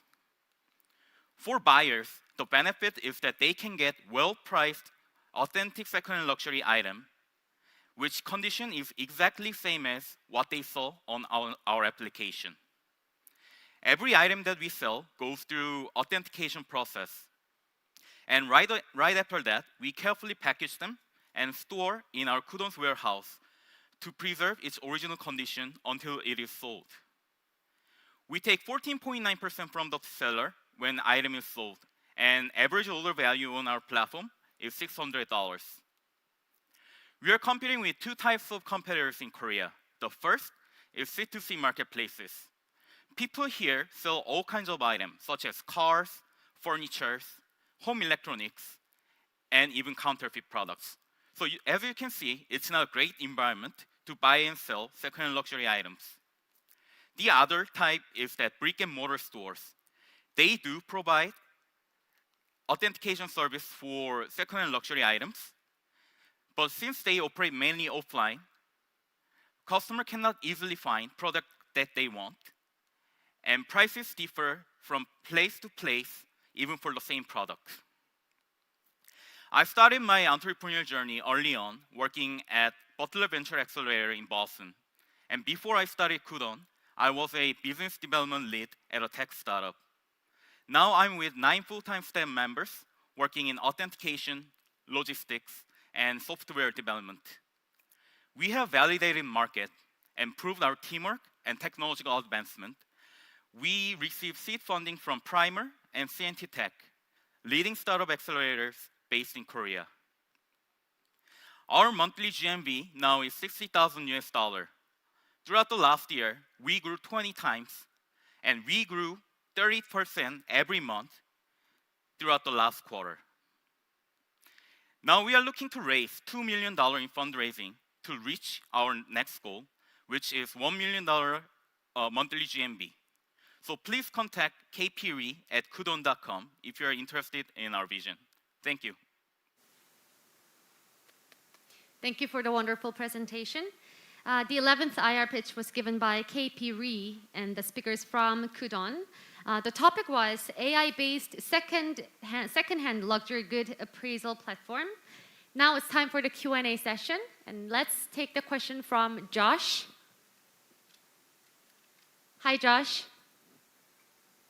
Hi, thanks for a great presentation. So my question was regarding the margin. So you're saying that you're using professionals to rate each item. So I'm kind of curious, like, where the margin comes in when you're only taking 14% of each transaction? Thank you for your question. Like I said, the average order value on our platform is $600, which makes we make $90 per transaction, and we pay around $10 per item for the authentication. So we have pretty strong unit economics. So yeah, that's how we do our business right now. Thank you. Next question from Ye Sheng Tan. Thanks for the presentation. My question is actually kind of related to what Josh mentioned. Just wanted to know a little bit more about the associated cost, time, and effort for the appraisal process. Yeah. Okay, so we have 2 authenticators right now in our team, and each member can authenticate one product within 10 minutes. So if you can do the math, we can do 6 items an hour, and yeah, you can calculate like how many we can do. Yeah. Thank you. Thanks. Next question from Melody. Yeah, thank you for the presentation. I'm gonna continue with the question. So there's a lot of different category of luxury goods. So how does your members like doing all this identification works? You're working with some of them are from third party or all of them with your team? Oh yeah, so we are mainly focusing on handbags right now, but we do have a plan to expand our categories to home furniture and household items, and the last stage will be the art market. So right now we only have a team member who can do authentication on the handbag section only, but then as we grow, we can hire more people. Thank you. Okay. I'll take the next question from Michelle. Hi, I have a question. Thanks for the presentation. So we saw that there's actually quite a bit of funding in the luxury e-commerce space, about 11 billion. I was just wondering, it's really all about matching the luxury goods suppliers to the buyers. So like, which markets are you targeting? Like, is it within a specific market, internal market, say like Korea or China, or are you trying to do like cross borders? Okay, actually, we are only dealing with the individual sellers right now, and we do the marketing based on our digital marketing. So we have calculated all the unit economics, and like I said, it's pretty strong. So we are pretty confident that if we get a fundraising, then we can expand the market. And mainly, we are focusing on sellers right now because they're the one who pays for the fee, and buyers don't pay anything, right? So we are trying to give them as much service as we can, such as like we provide a free pickup service within the Seoul area, the capital city of Korea, so that they just need to like select which item they want to sell. Then we just go their house or their work and pick up the item, do the rest of the work for them. That's kind of our value proposition. Thank you. Thank you. Now we're going to take the one last question from Mario. Hi. So my question, and it's partly a question, partly a comment, goes back to the margins. And it seems to me that the fee that you are charging is on par with other marketplaces, but you're not just a marketplace. You're the one that's actually holding the inventory and doing the appraisal. So in a practical sense, you're actually a retailer.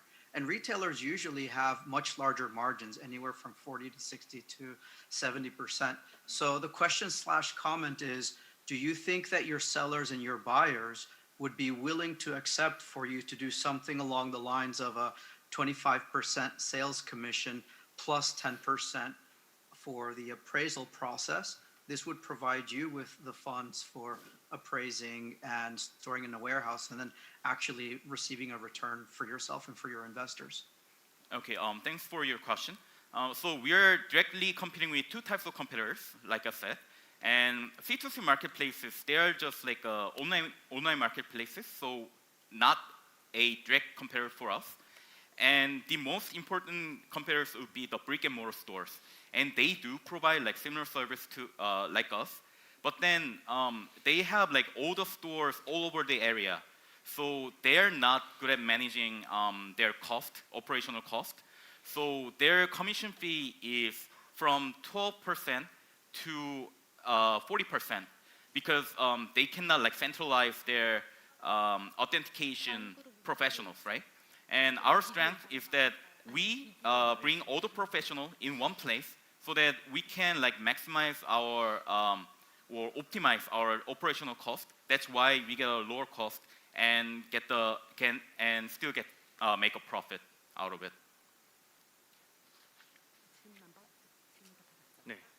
Okay, thank you so much for the questions, answers, and also the presentations. Our speaker, please take a seat. For our final presentation, let's welcome Bong-hak Lee from Vandalsoft. The topic is Smart Farm Solutions for Edible Insects. First, let's watch the introductory video. 안녕하세요. 글로벌 창업사관학교 데모데이에 참가한 주식회사 반달소프트 대표 이봉학이라고 합니다. 저희 반달소프트는 미래식량으로 각광받고 있는 식용곤충을 보다 효율적으로 사육하기 위한 곤충 스마트팜 기술을 개발하고 있습니다. 이러한 곤충 스마트팜 기술을 통해 곤충 사육 시 폐사되는 개체 수를 줄이고, 이를 통해 곤충의 생산성을 높여 곤충 사육 농가의 소득을 증진시키고자 합니다. 이번 글로벌 창업사관학교 데모데이 행사를 통해 글로벌 투자자들의 마음을 사로잡아 보도록 하겠습니다.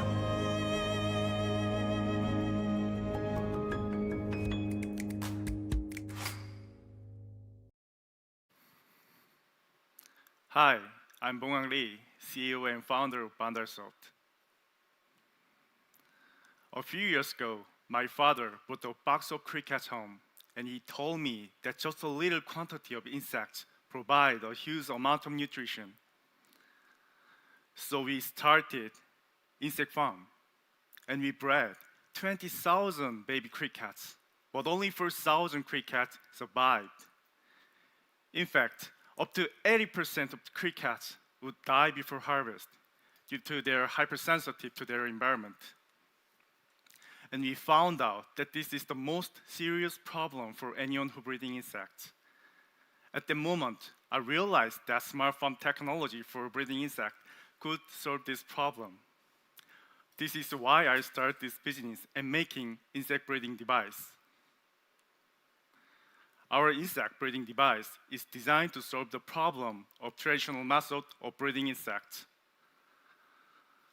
Our vertical farming rack observes environmental changes in real time by using sensor, and our device controls the temperature and humidity with watering and lighting functions to create the optimal environment for breeding insects.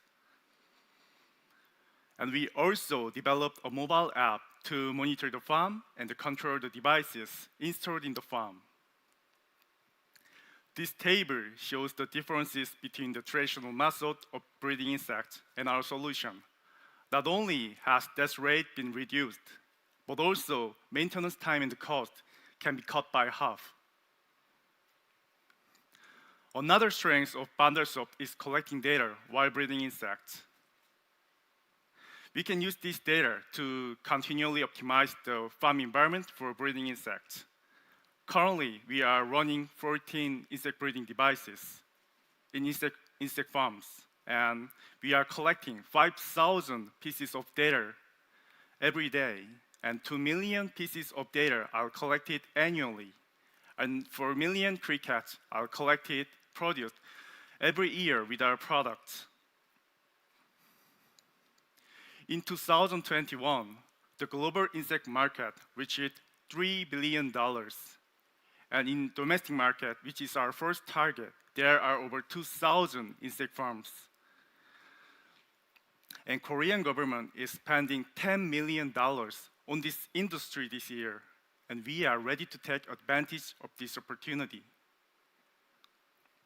In our business model, Vandalsoft selling the insect breeding device to insect farm owner, buying their harvest, and making insect-based products. And then these products are supplied to pet feed factories or cosmetic companies.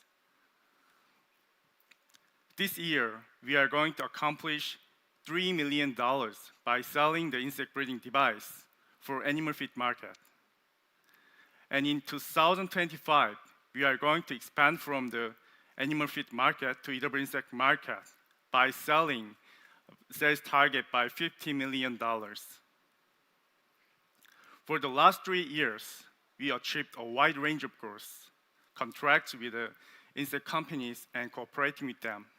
And we also attract a seed investment as well. I'm Bong-Ak Lee, CEO and founder of Bandersoft. I majored in software and have expertise in smart farm, IoT, and mobile application development. I also been awarded prizes at international design competition and applied more than 50 patents.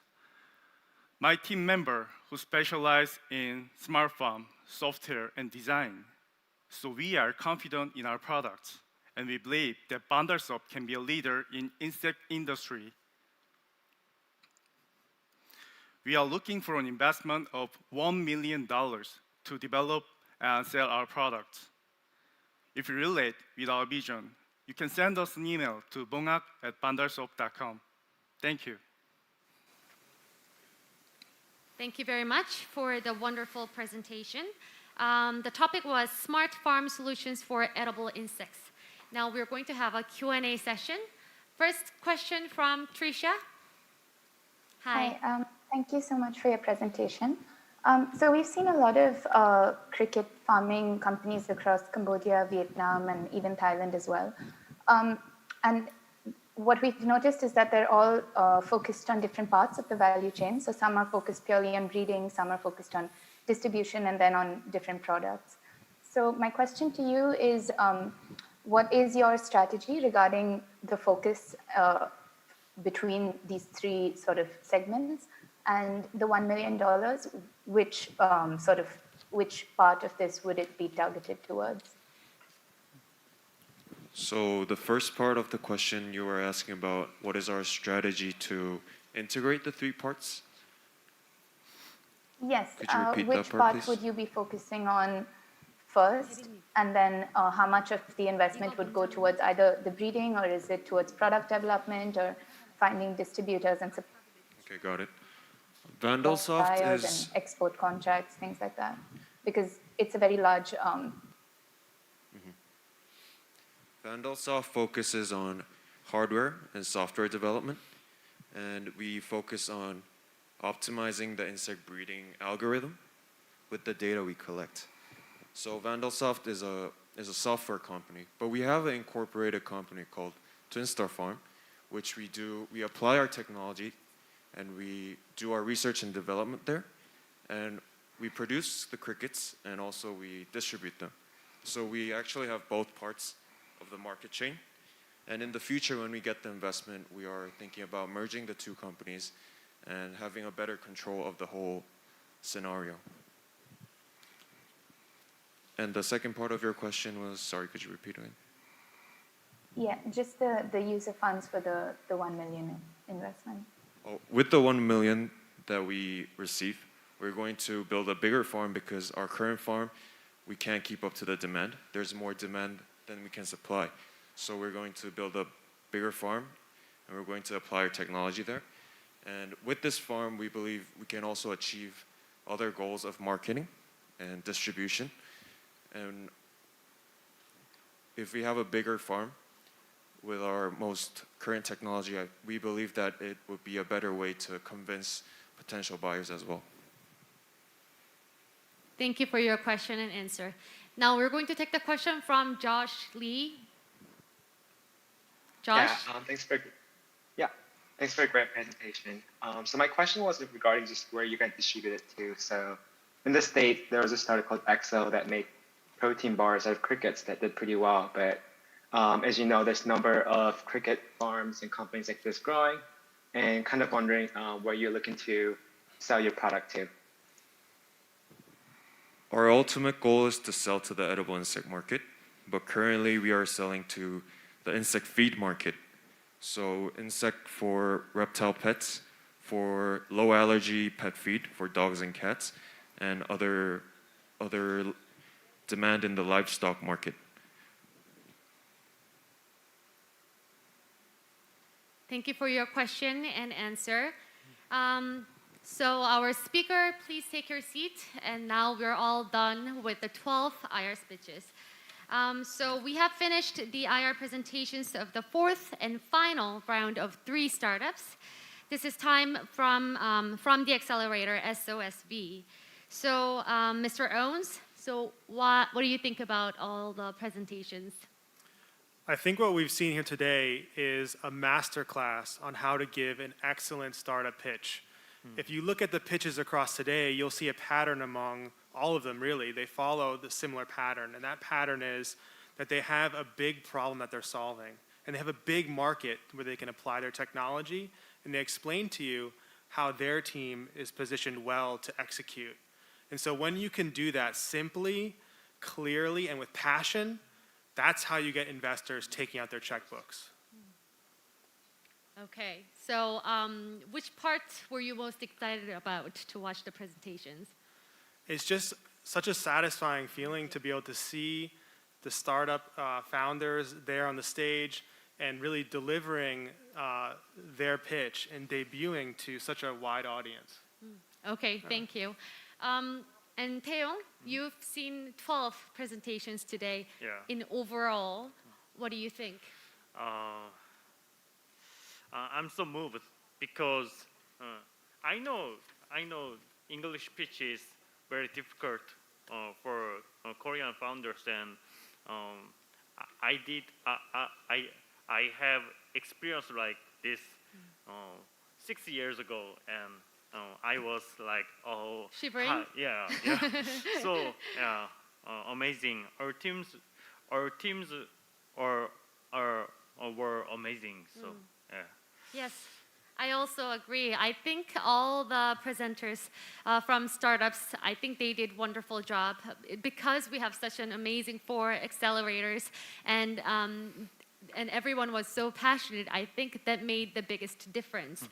So the IR presentations of all 12 startups have now officially ended. Currently, the 20 judges are carefully giving presentations scores, and we're very curious about which companies have captured the hearts of the judges. So now let me briefly explain the evaluation guidelines and also how the points are tallied. So each judge will give a score to all the 12 companies. They may choose either 5 points or 3 points or 1 point. And the total of the 20 judges' scores will be added up and calculated. And the top 3 startups with the highest scores will be shown on the internet at 6 p.m. You can check it at globalstartup.co.kr. This is not an award ceremony, so the scores will not be open to the public. However, you can see which companies have scored the highest scores.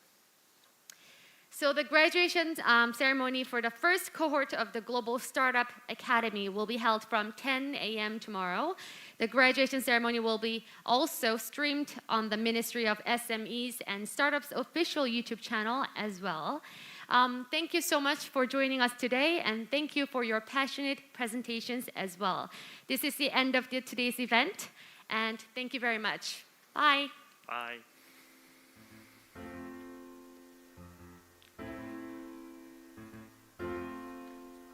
수고 많으셨습니다.